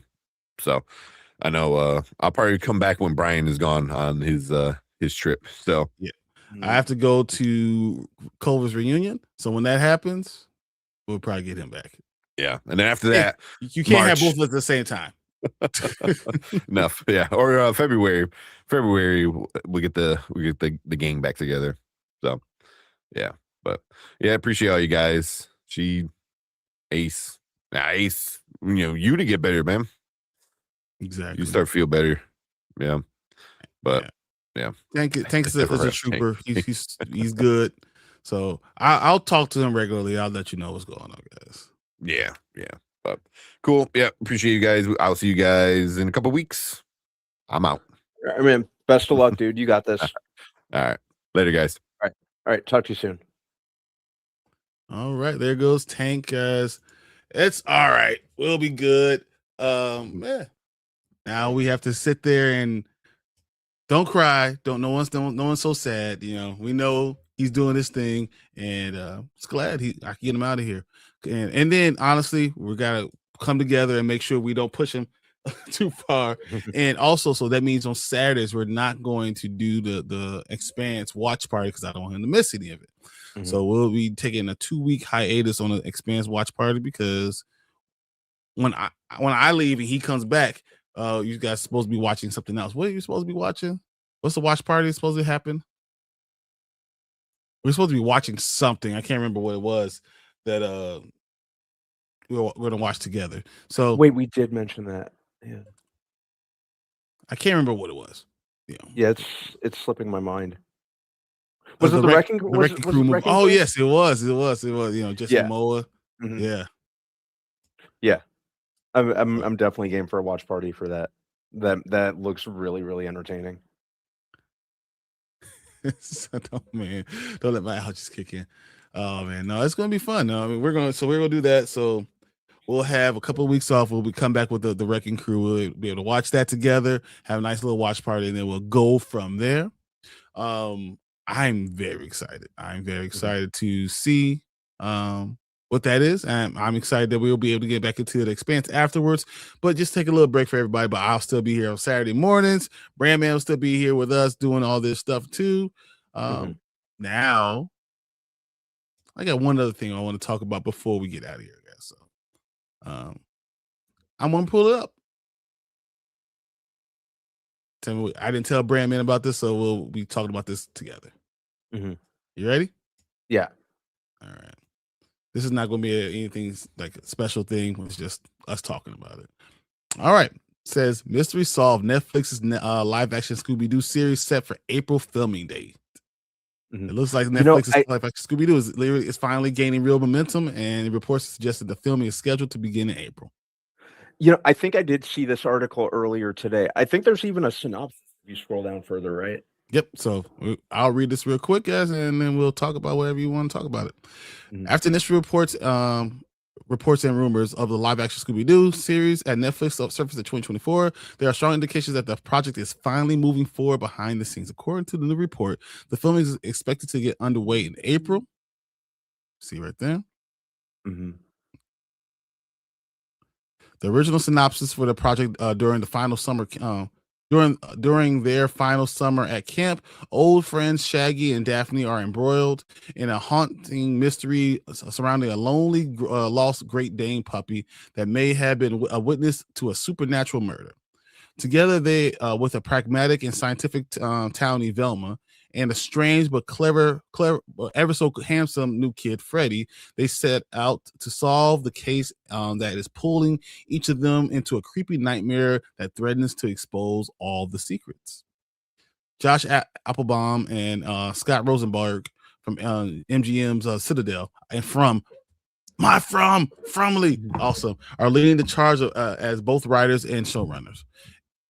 In March 2025, the press release formally announced that the series Netflix Vice President of Scripted Series, Peter Freelander, shared enthusiasm saying Mystery Inc. is back. We're thrilled to bring Scooby-Doo to television as a live action series for the very first time.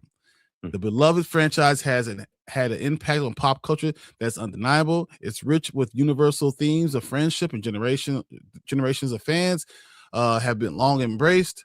Together, we with creative powerhouse Berlanti Production and Midnight Radio, we're committed to delighting the longtime fans and opening up a whole a world of groovy adventures for a new era of meddling kids.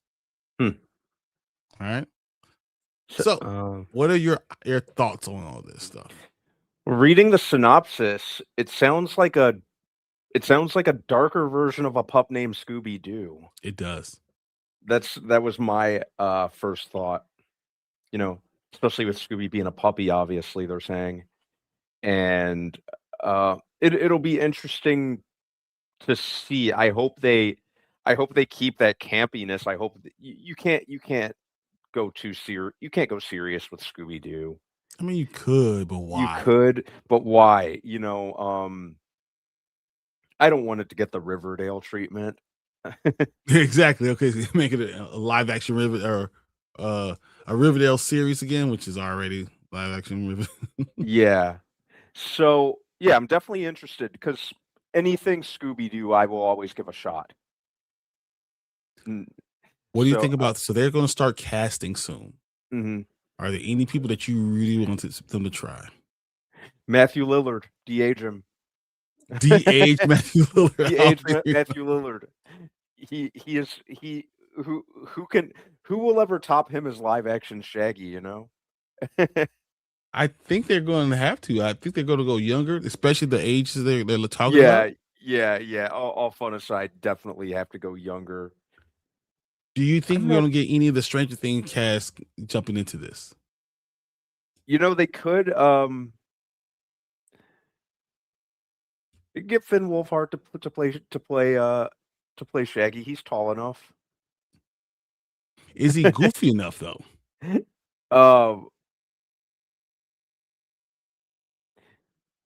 He was pretty goofy in parts of it.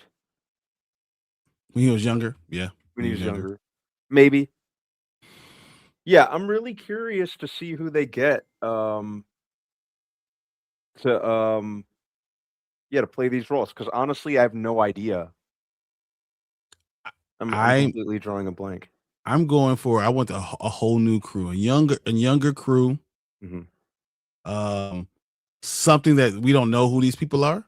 I don't especially if they're talking about summer camp. So it can't be anyone we know, that they're older, right? Mm-hmm. So like we were talking about, I think all you guys are putting in some like Jack Quaid, Shaggy, maybe Sophie Thatcher, Daphne. They're too old. Mm-hmm.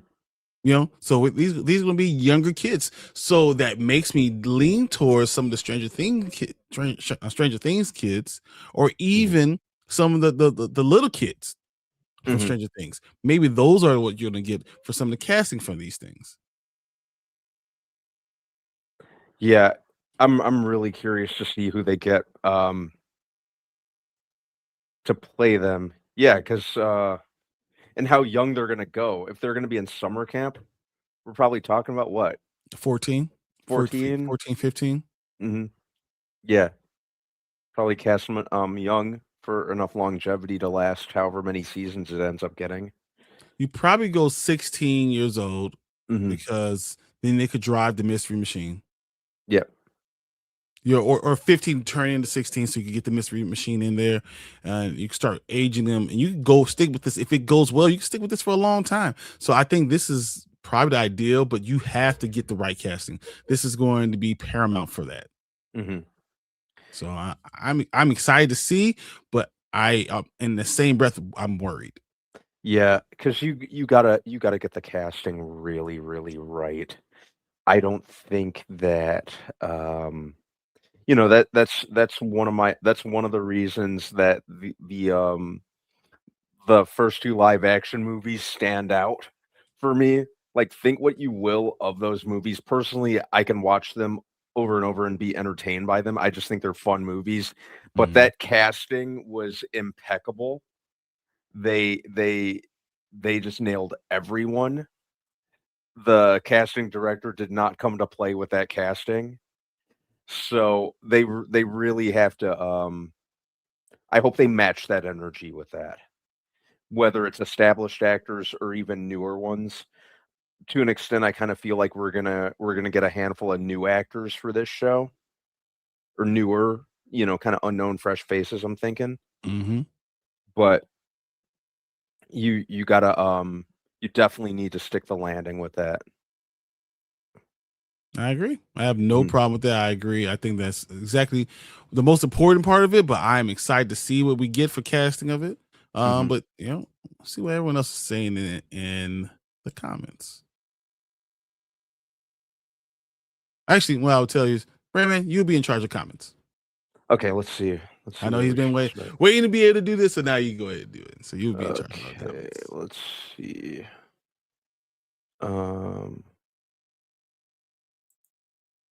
So the dog will be a live action Great Dane. It sounds like this will be a puppy. It's gonna be a puppy. Is it gonna be like Lion King? Yeah. And is Scooby going to talk? He better talk. You can't have Scooby-Doo and not have him talk. So probably going to be a CG puppy, I'm thinking. I was thinking that we're going to get something like, Daphne or what if we got Scrappy Doo? We had a full Great Dane and Scrappy Doo. Well, were you a Scrappy fan? I hated Scrappy. I was always indifferent to Scrappy. I didn't mind him. I was I would tune Scrappy out after a while. Puppy power, and then whatever. Yeah, I would tune him out. But yeah, I don't think we need him. Let's stick with Scooby. And yeah, I feel like he's going to have to definitely be CG. Okay. Let's see what's next. What is wrong with Riverdale? Everything after season 1. I think Riverdale's a great idea. Yeah, and they did really good at the beginning. I don't think they really knocked it out when they're supposed to do it. Season 1 I enjoyed. I liked it. It was kind of cool, to see like the lighthearted Archie comics basically get the Twin Peaks treatment. That's good. But I liked season 1. Everything after that just did not do it for me, though. I think some of it was really good, and other things could have been better. That's kind of where it was. Yeah, I definitely agree there. I liked the actors in it. and it was an interesting idea. At first, when I heard about it was like a subversive take on the Archie comics, which I didn't which I would never have expected in a million years to see. But it worked in the first season, and after that, it just kind of, I think a couple episodes of season 2 worked for me, the first couple, and then after that, it just kind of fell off for me. Understood. Okay. Keep on. I love Scooby. We do too. 100%. Scooby-Doo is one of my favorite things of all time. It's what literally I can watch it all the time. I absolutely love Scooby-Doo, and I always have, always will. I'll give anything Scooby. Well, I'll give any Scooby media a fair shot. I'll watch anything and everything that they do. Sometimes I may not finish it. Like I couldn't stomach Velma. Oh my god, that was so bad. Oh my goodness. Yeah, I gave that maybe like 3 episodes, and then I checked out. You tried though. Yeah. I want it where they have Lillard come back for a legacy. He will get the van back together. I'd be down for it too. He was the perfect live action Shaggy. What if he like is part of it, but like he's like maybe a teacher, or he's someone who's like who sells the van to well, I guess it's Fred, to Fred or something like that. I'd be fine with it. Yeah, let him get a cameo. You know, everyone knows him as Shaggy. Well, everyone knows him as a lot of roles, but he was absolutely perfect as Shaggy in pretty much every way. So I'd be, do what you did with Christina Ricci and Wednesday. Have him show up for a couple episodes. Okay. Nah, I like that. Yeah, I'd be all for it, and plus it's Matthew Lillard. The guy's a national treasure, so I'd be all for anything that he shows up in. Do you get Freddie Prinze Jr. to do something too?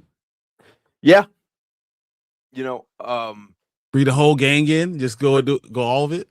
Bring everyone in. Bring they did not miss with any of the casting for Mystery Inc. in the previous movies. And yeah, so get them all back in some capacity. Have Freddie Prinze Jr. play the new Fred's dad or something like that. Have him show up or something like that. I love it.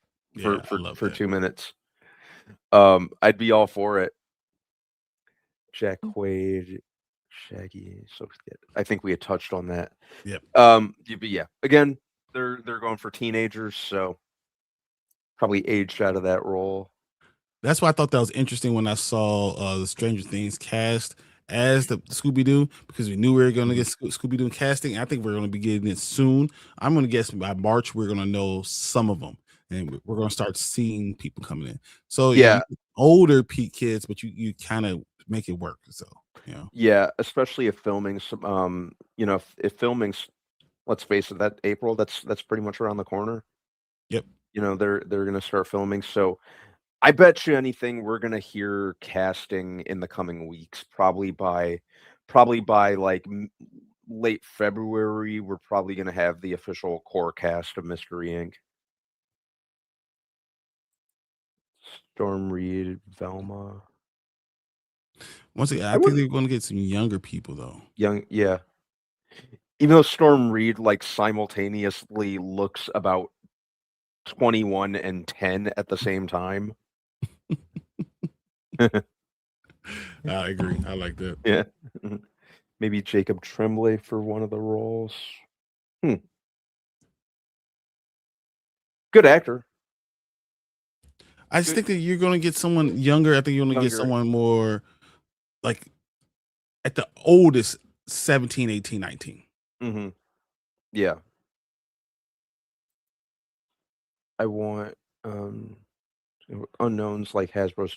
Same. Exactly. Same. Exactly, Tony. That's exactly what I want. Someone who I don't know that I love, and I'll find out that I love because it was a great casting, because you did a good job in actually finding them out. So yeah. Yeah, I think that's the best way to go. Just kind of get Get fresh faces, someone we haven't seen before. That's usually the best way to go when it comes to that. Yeah. So it did say It- summer camp. Yes, it did. Yes, it did. Yep. Interesting route. So Yeah, I don't hate it. I don't hate it at all. I'm fine with that. I wonder if you're going to have to find someone from like a Disney Channel that's ready to grow up, that's in between, that can start to make this a more adult type of live action too. Mm-hmm. You know, not so kiddie. You don't want it too kiddie, but you also have it a little bit as they grow up. You have more adult type of themes as you go. Mm-hmm. But if you have a good cast at the beginning, it works. Yep. And I'm fine with that. With them all meeting at summer camp, there's a lot that you can do with with that without really kind of tarnishing the concept of the show. As long as they're still together and they're solving mysteries and they have the mystery machine and the villain is some guy in a mask ultimately. I'm fine with it. Do you do that? Or do you bring it as more ghost? I don't think you should necessarily do ghosts. I think So you don't want like supernatural or anything like that. You want no. On surface level, like have them be kind of like creepy ghosts until the big reveal, or like supernatural creatures until the big reveal, because I think that was always a big part of the fun of Scooby-Doo. That it was as scary and supernatural and otherworldly as these things typically looked. It was always someone in a mask. I think that's all that was always the most hilarious thing about Scooby-Doo. So that's one of the kind of rules that you just don't break, that you don't tamper with. That's not broke, so don't fix it. Gotcha. I like it. It needs to always be a person in a mask. Okay. I understand that though. That would have gotten away with it if it weren't for those meddling kids. Or Scooby-Doo. What about the guy who plays Dustin on Stranger Things? I don't know who can he play though. Yeah, I'm assuming, this is only me just assuming, you can stop me if I'm wrong, that this pertains towards Shaggy. Definitely couldn't see him as Shaggy. Yeah, he's really smart. Like Mhm. he's definitely not, Fred. So Mhm. I don't know. I don't see it. Yeah, Fred was the Fred is like the jock of the The group. jock, the basically. square jaw, good looking guy that could carry, Mhm. I just don't know if you're gonna find that with them. So Yeah. Mhm. I just think if you're gonna do a live action, I would want them to go into more like like supernatural. Because we had the Scooby Doo episode with Supernatural with Sam and Dean. What if you went into that type of thing? I'd be okay with that because that was one of my favorite Supernatural episodes. So I wouldn't necessarily be opposed to that. It's actually creepy things going on in town. It doesn't have to be. It could be. TY 15, 14. You know what I'm saying? Like it could be, young audience, but 14 years old, and it could be a little creepy. It could be a little CW if you wanted to. Mhm. Yeah. That angle I wouldn't I'd be open to potentially. All right, we got Drew saying, I'm gonna say K-pop Demon Hunter shouldn't have won Best Original Song. The movie is overrated. I hate it. Sinners should have won. You know how I feel, Drew. I went on my rant about Sinners. I think it's just wrong what happened to it at the Golden Globes, but not surprising. Yeah. Yeah, I agree with that. I don't know. Yeah, I agree there. Much as I enjoy K-pop Demon Hunters, I think a little more work went into the music for Sinners as a whole. 100%. And that's not a knock against K-pop Demon Hunters, and that's not to say that that work didn't go into the music. That work, music was instrumental, no pun intended, to the plot of K-pop Demon Hunters too. But I think just kind of given the whole theme of sinners and the just the overall narrative, I think the music, the execution of that just worked a lot better for me than K-pop Demon Hunters. I agree. No, I wish Miles Cadden would have got more love. Yeah. I think he did amazing. Yeah. He should definitely get 100% Matthew Lillard being the villain, or the main guy behind it. Mm-hmm. Yeah, I'd be good with that. He's probably the most synonymous with Scooby-Doo out of the cast of the 2002-2004 movies. He's definitely what I think about when I think of the original movies. Heck, he even he voiced Shaggy in some of the animated stuff afterwards. Gotcha. All right. So I'd be all for him showing up however they want to work him in there. Bro, puppy power used to get on my nerves. Puppy power. I'm like, look, you know what? Scrappy, you about to get these hands. You always want to square up on everybody. I'm like, you about to get these hands. Was Scrappy for you the jump the shark moment for Scooby? A little bit. It really was like it. So the original run of Scooby-Doo was on like 17 episodes. Yeah. And it was very campy, very much them running in place and seeing them move across the screen and all that stuff. And I love that part. Me too. There's other Scooby-Doo movies that I enjoy, shows that I like. Man, Scrappy was I can't do it. I would tune him out. And I don't know how I did that. Because in hindsight, Scrappy wanted to square up against everyone, them always having to tell him to shut up or toss him aside. Yeah, it was annoying. I don't think I don't know how or why I would just tune it out previously. But I was always so indifferent to Scrappy. He didn't add anything. He didn't take anything from the show for me, but at the same time, he didn't add anything. No, he took some stuff from me. So, but the girl being cast in the new Buffy the Vampire Slayer show is Daphne. I'm gonna have to look her up. I'm not too familiar with whoever they cast. Yes, Brian, I heard Scrappy will put them pause on you. Yeah, exactly. You're gonna try to put those paws on me, but he gonna have a problem. I'm gonna be like Scooby to turn his little head around, let him just go on his way. Scooby is no opposition there, no argument there. I literally think Scooby's the best one.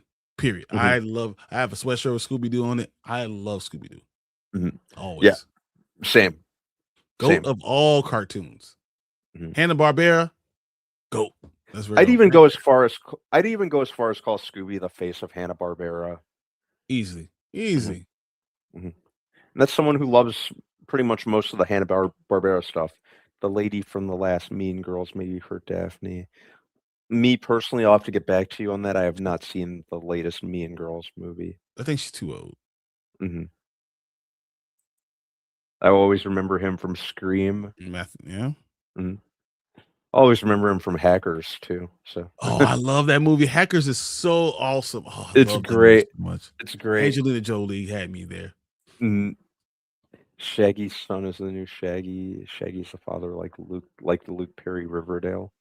My only problem with that is it sounds too much like T'Challa. I could see that. I don't know if I need that. Not sure if they've ever done a middle-age angle, but Adam Scott as Fred would be interesting. It would. Shaggy would be interesting. So, trying to picture him as a blonde. I like him as maybe a grown-up Shaggy. try to straighten up a little bit, but he can't really do it because if he ever smells a little bit of, the stuff, he gets back in the Shaggy mode. Have Tarantino as the villain. You take off the mask. It's another Tarantino.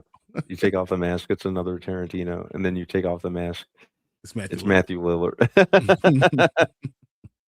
That would be a pretty funny gag. All right. Well, Matthew is Shaggy. Yeah, he's awesome.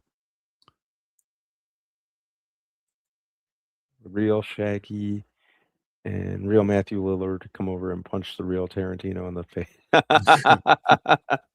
I'm gonna take this real quick. Okay.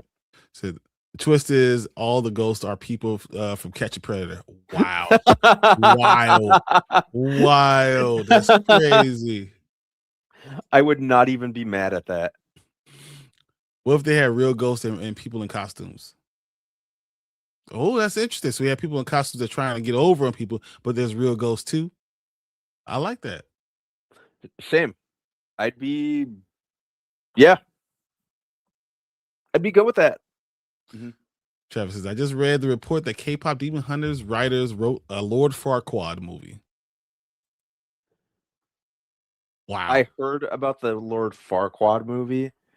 I didn't know that it had been written. Yeah. Wow. I'm not sure I want that.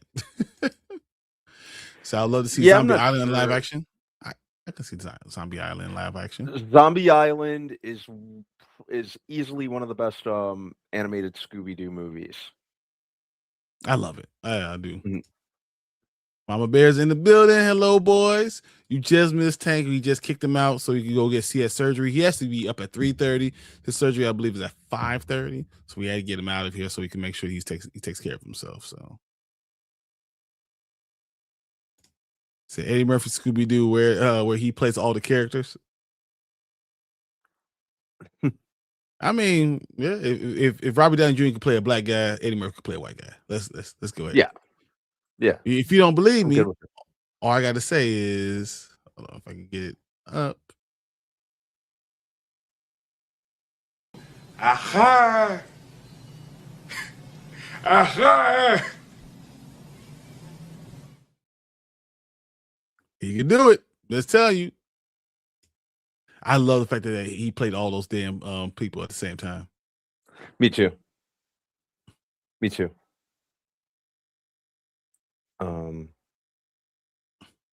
As far as the Ray Dan as the cast or model for CGI, make sure Scooby is brown and black and not Harlequin.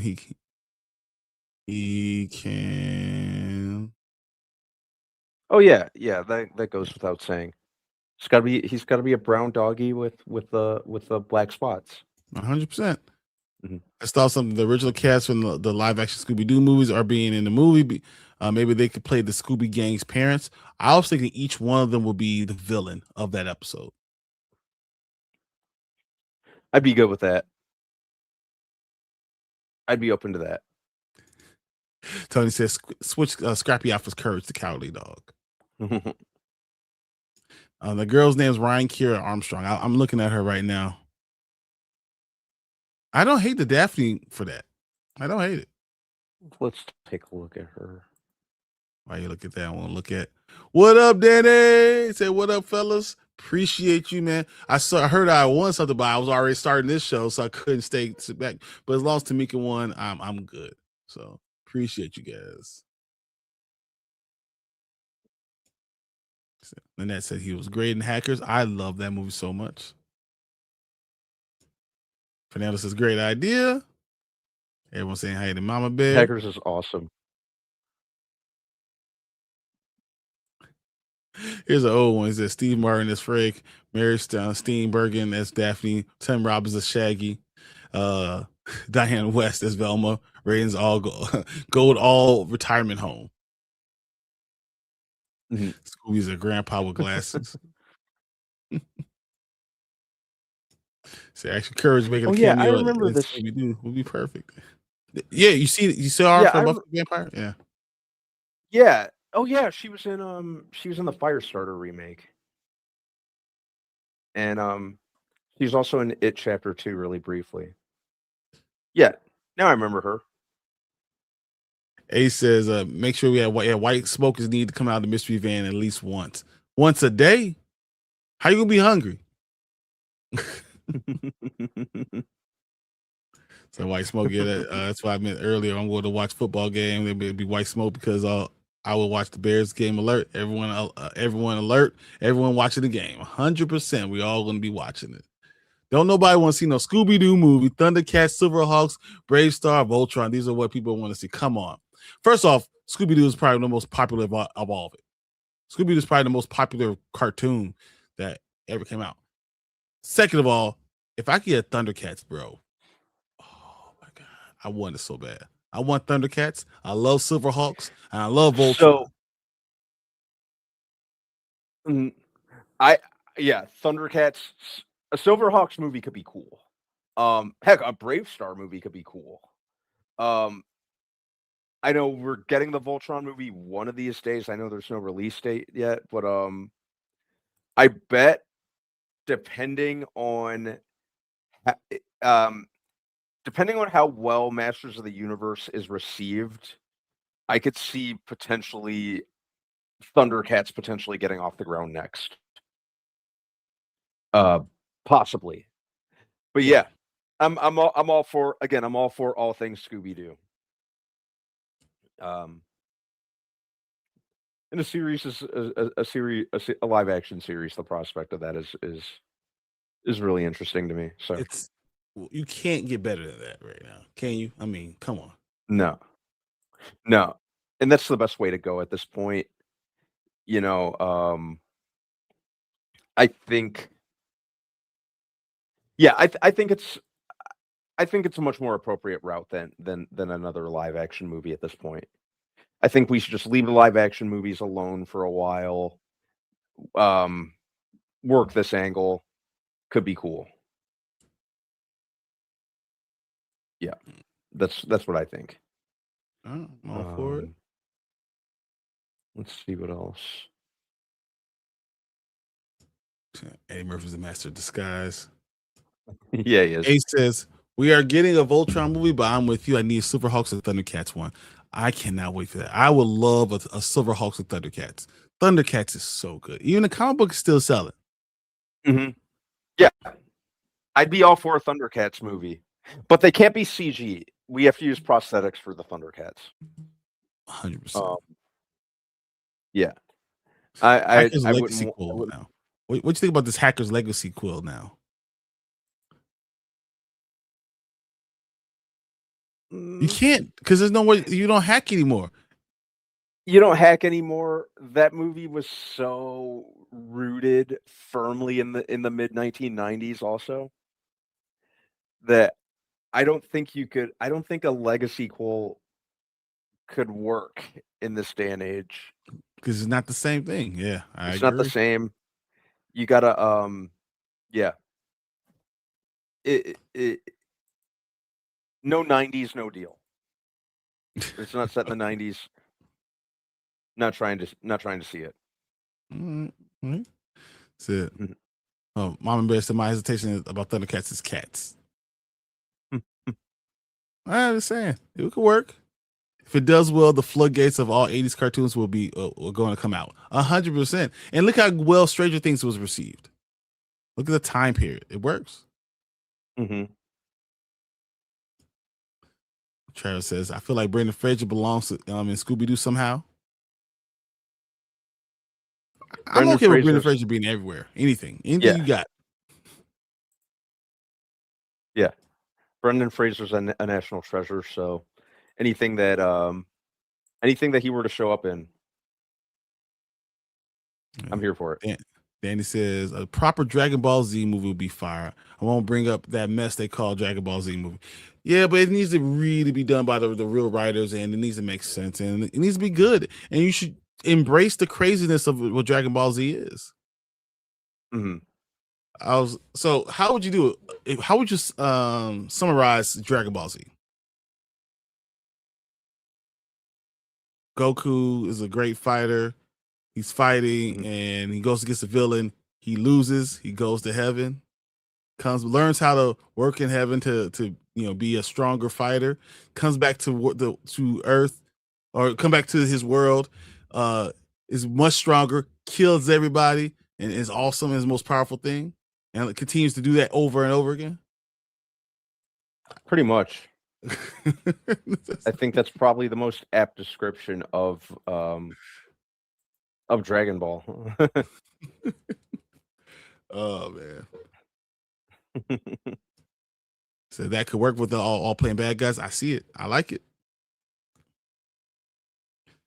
Fellas, keep rocking. Great show. Catch you later. Thank you, Danny. We'll definitely catch you later, man. See you, man. Said Jim Parsons as the principal. I hate Sheldon so much. Oh, I can't stand Sheldon. He's so punchable.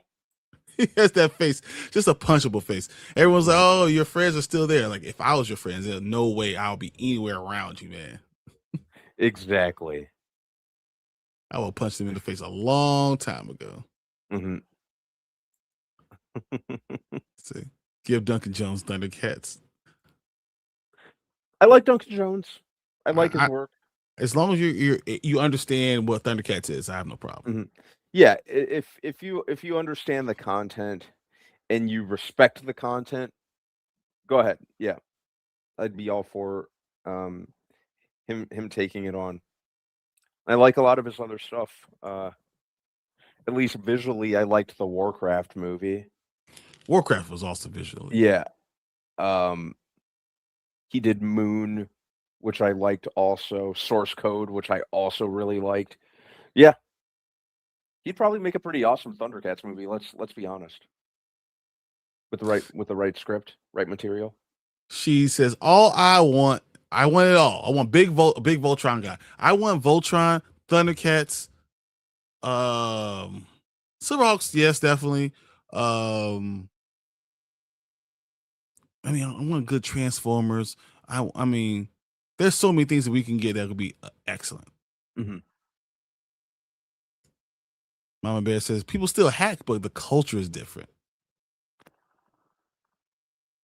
Mm-hmm. I mean, I guess people do hack, but it's hard to hack because everyone, like whole countries hack. Mm-hmm. Yeah. The only way I could see a Hackers Legacy sequel working is if they went like the Top Gun Maverick route, where it's like someone, like hackers with old school sensibilities and traditional sensibilities, kind of trying to adapt to like kind of new age hacker culture, kind of like with Maverick, where he was him trying to connect with these new age people, with the new age people. Yeah, that really worked to Maverick's advantage. One of the reasons I thought it was such an awesome movie. Yeah, let's see. It's yes, Parkins, and it said Parsons me goes against his brother and gets killed. Make John Henry live action movie with Ryan Coogler. No, we don't need that. I don't think we need that. No, I'm okay. I'm okay there. AJ says they need to make a movie about a Bleach anime. I'm okay with that. But I don't know if I want a movie or if I would want a live action TV show. Mm-hmm. What about Bleach? Bleach is awesome. Yep. So Mama Bear says the Dragon Ball Z movie will be a trilogy, with the second movie being just Goku charging up. Go. Ah! Yeah. Super Saiyan. Let's go. So live action Shirt Tales now. No. Shirt Tales. All right. Without the name scenes of the story would have ended one season. They all would have just died. Man. Okay. We will just agree to disagree. Mm-hmm. Tackling Dragon Ball Z is such a risk.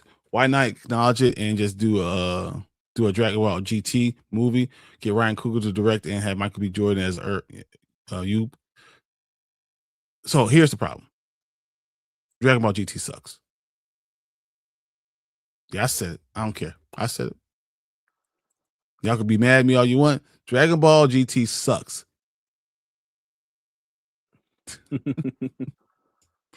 So Broly was a real hit, and simplified version for the masses will succeed in finding a wider audience. And it's basically the Incredible Hulk. Broly is just the Incredible Hulk.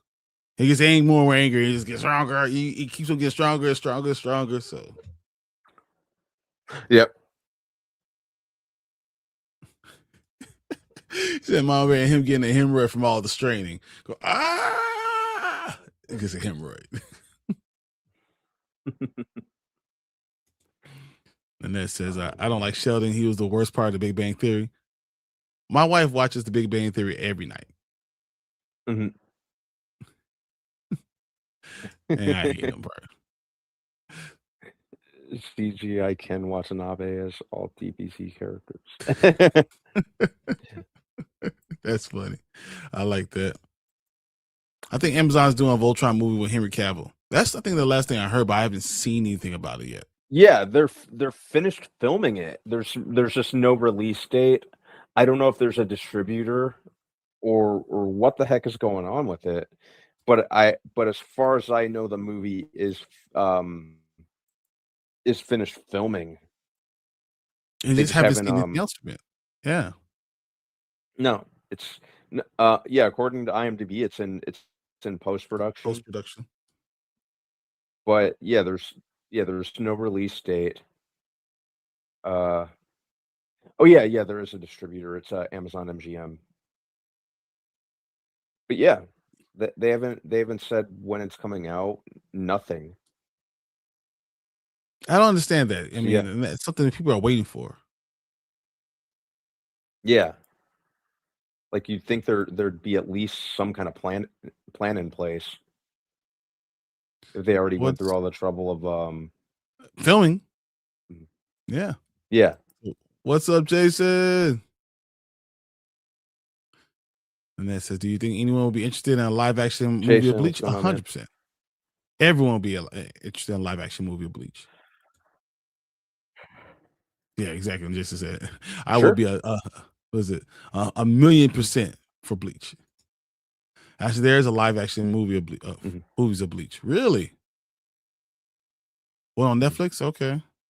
I'm getting excited for the Masters of the Universe movie. The more I hear about it.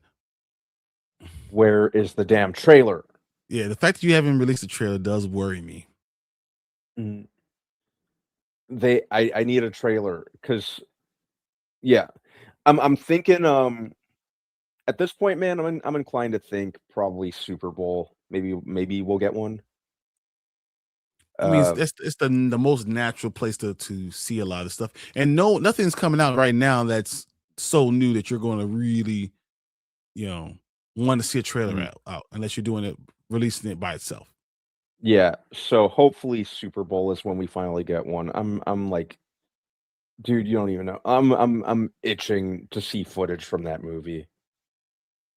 They're saying the advanced screenings got or the test screenings got positive reviews. They're saying it's a lot more of a faithful adaptation. I like the director. He did Bumblebee. I'm even down with most of the cast. I'm fine with. I'm good with. I just need to see a trailer. I'm ready for a trailer. We need to know how they're going to do it. And I think they keep it under wraps for a reason. Mm-hmm. So yeah. Edgar says, Thundercats. Who are you doing for the score and the song?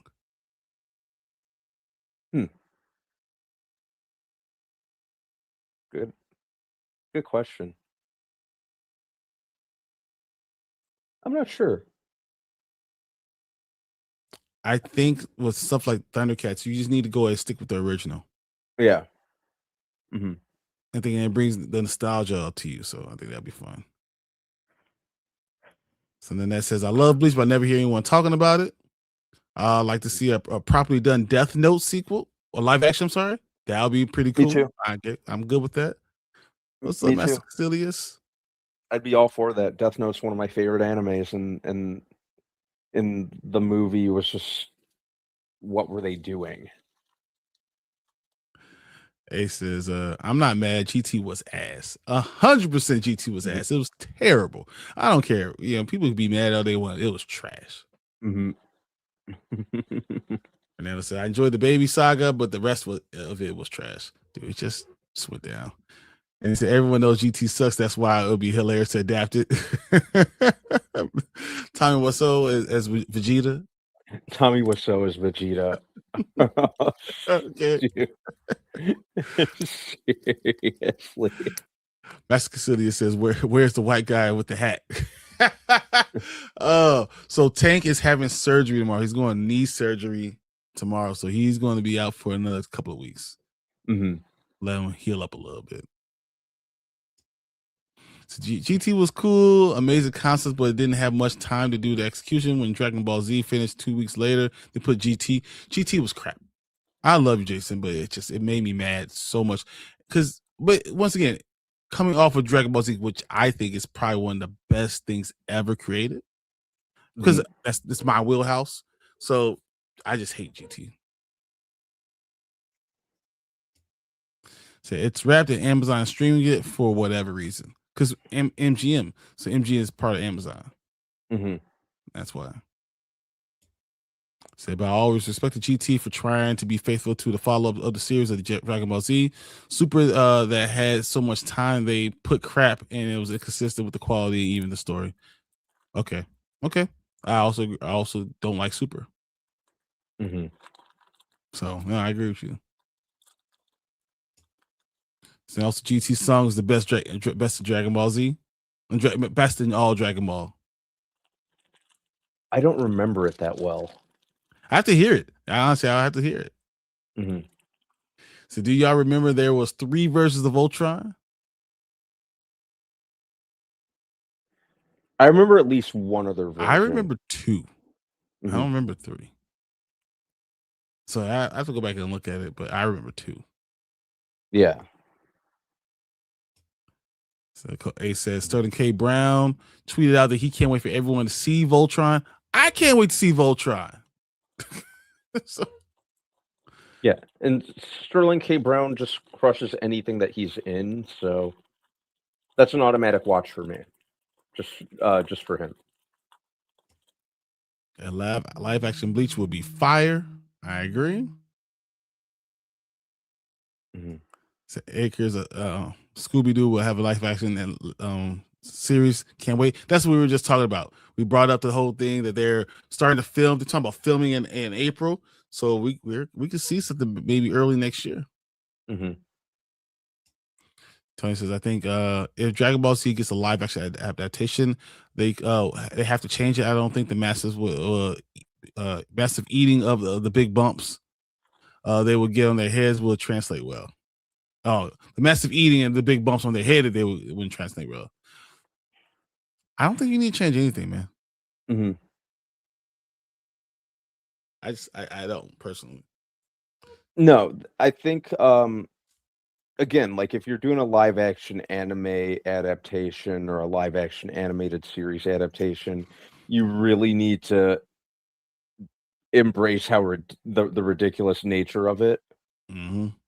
So, you really have to just. I don't think that's something you could do away with. You have to leave so much part of the absurdness is so much part of the actual anime. So you need to make sure you're getting it the right way. Exactly. Stuff that's that instrumental. Like I always reference the Speed Racer movie because I really loved that movie. Me too. The fact that they went hyper stylized, it was totally unrealistic. It was just really, it was hyper exaggerated. You needed to go that route with. I love the colors and the feeling of it. I love the casting. Because yeah, if you just went like a grounded racing movie with Speed Racer, you're just left. you're just left with like Days of Thunder or something like that. It's not Speed Racer. I love John Goodman as the dad.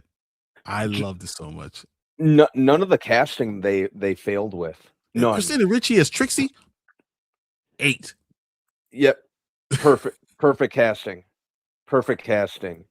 Yeah, heck, man, I still watch the Speed Racer movie from time to time. It's just a fun time. I like I said, I love how I love how they just embraced the ridiculousness and went all in with that. That was the only way they could have done it. And I'm so happy that they did. Fernando says it's going to be a slow time for trails until the Super Bowl, in which our Bulls will be playing in. Our Bears will be playing in. So,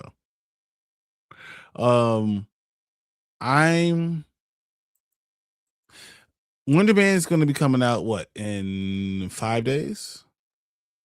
The 27th, right? 2 weeks from today? It's 2 weeks. Is it 2 weeks from today? Oh, it's 2 weeks. I think it's 2 weeks from today. I think. That's a long time. Okay. Because once Wonder Man does come out, then we're going to be able to get some things coming out. Because Paradise Season 2 comes out the 11th. I think it's 11th. The Wrecking Crew comes out the end of this month. We got some things that are going to be coming out. It's going to be rolling out. So we'll have some things, but it's going to be a little slow on some trailers. But if you ever get tired, just wait till the next Doomsday teaser trailer.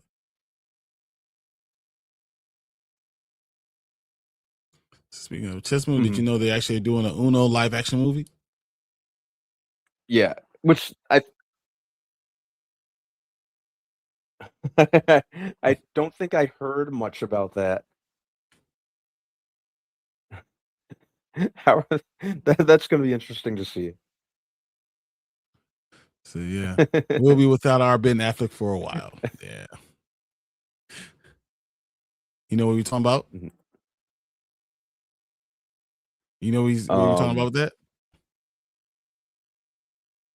Here go Reindeer Games. Reindeer Games. I'm not Ben Affleck. You white? Then you Ben Affleck.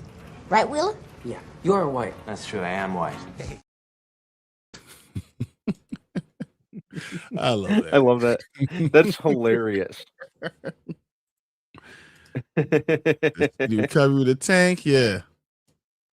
The new Bleach 100-Year War is fire. I've been watching it on Adult Swim. Oh, okay. Sounds good. What up, Sully? How you doing, man? What's going on, Sully? Oh. Says Super isn't that bad to me. It's just not Z. But you're comparing it to Z, and Z actually had a storyline. It had a plot, and everything goes on. Super was just stuff happening. That was my issue. Yo, the new Bleach is goated. Okay.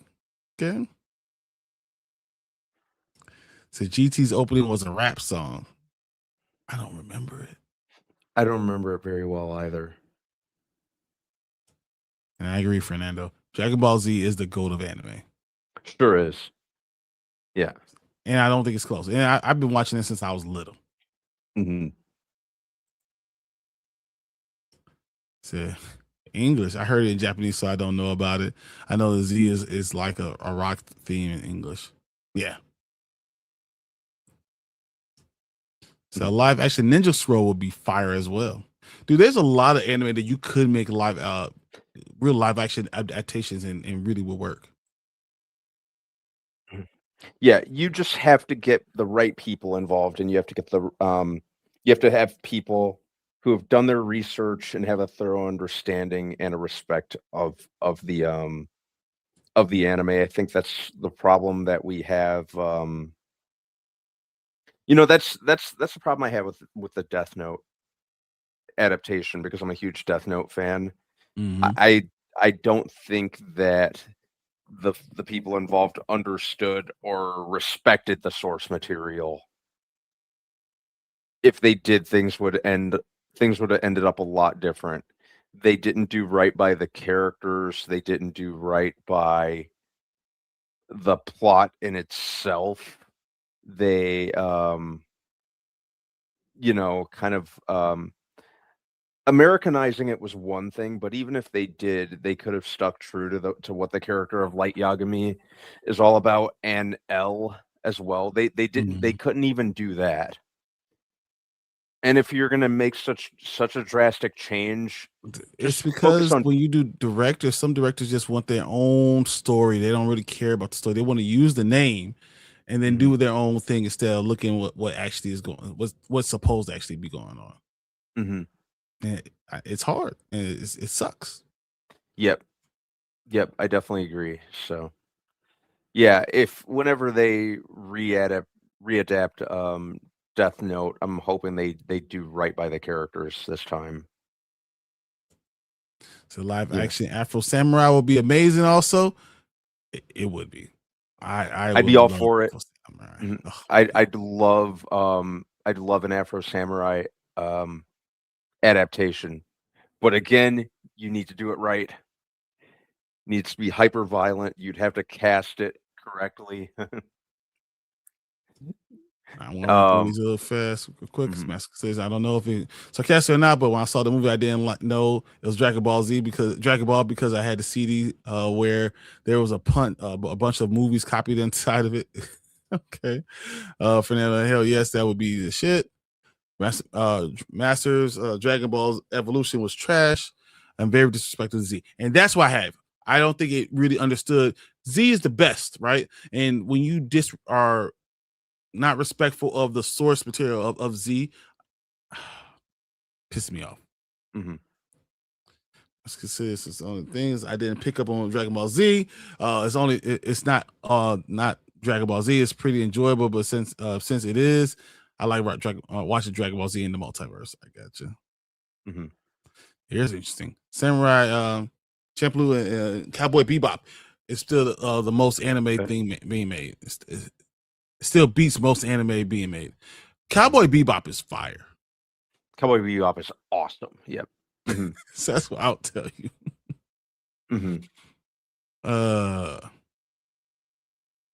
Everyone's saying we should do Speed Racer. Would you want to Speed Racer Legacy, Quill? Yeah. As long as I'd say bring the Wachowskis back. You know, that's the only way. Well, and Matrix 4 thing that we got. What's that? Even after the Matrix 4 thing that we just got? I'd be willing to give them a fair shot at this, even though really nothing they've made in recent, probably ever since Speed Racer, if I'm being honest, was the last movie from them that I thoroughly liked. You know, I didn't care for Jupiter Ascending. I didn't care for Cloud Atlas. I didn't like the Fourth Matrix. Jupiter Ascending could have been good. Yeah, it was an interesting idea, but just the execution was bad, and the story, they didn't do a good enough job with the story part. Yeah. And some of the only was so over the top. Yeah, potentially from Eddie, specifically from particularly from Eddie Redmayne, huh? I just want to say that I'm going to talk like this the entire movie and be like, oh, I was so done. I was so done. Raps, whatever it was. It was so, I was done there. That's when you lost me. Right? Yeah. What even was that? It was awful. Like I said, it's a shame. It could have been an awesome. It was an interesting idea. I'm always game for a good sci-fi fantasy, but emphasis on a good sci-fi fantasy. It just wasn't it, unfortunately.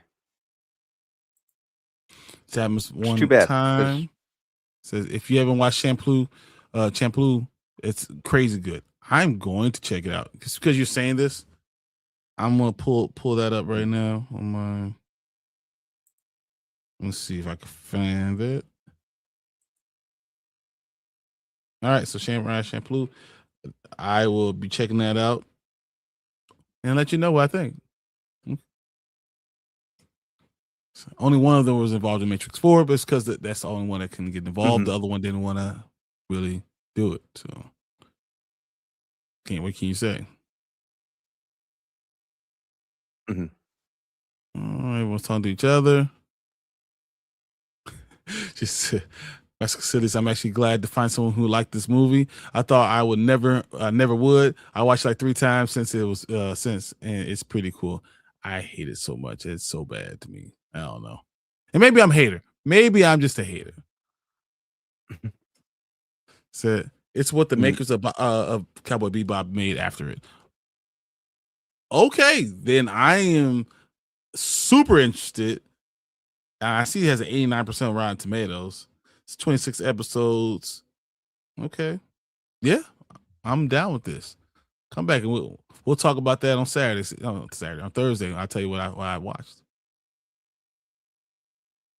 All right, we're gonna start wrapping this stuff up because it's getting late for us, and I need to get to bed because I have an early morning. So we're gonna run through the last couple comments real quick.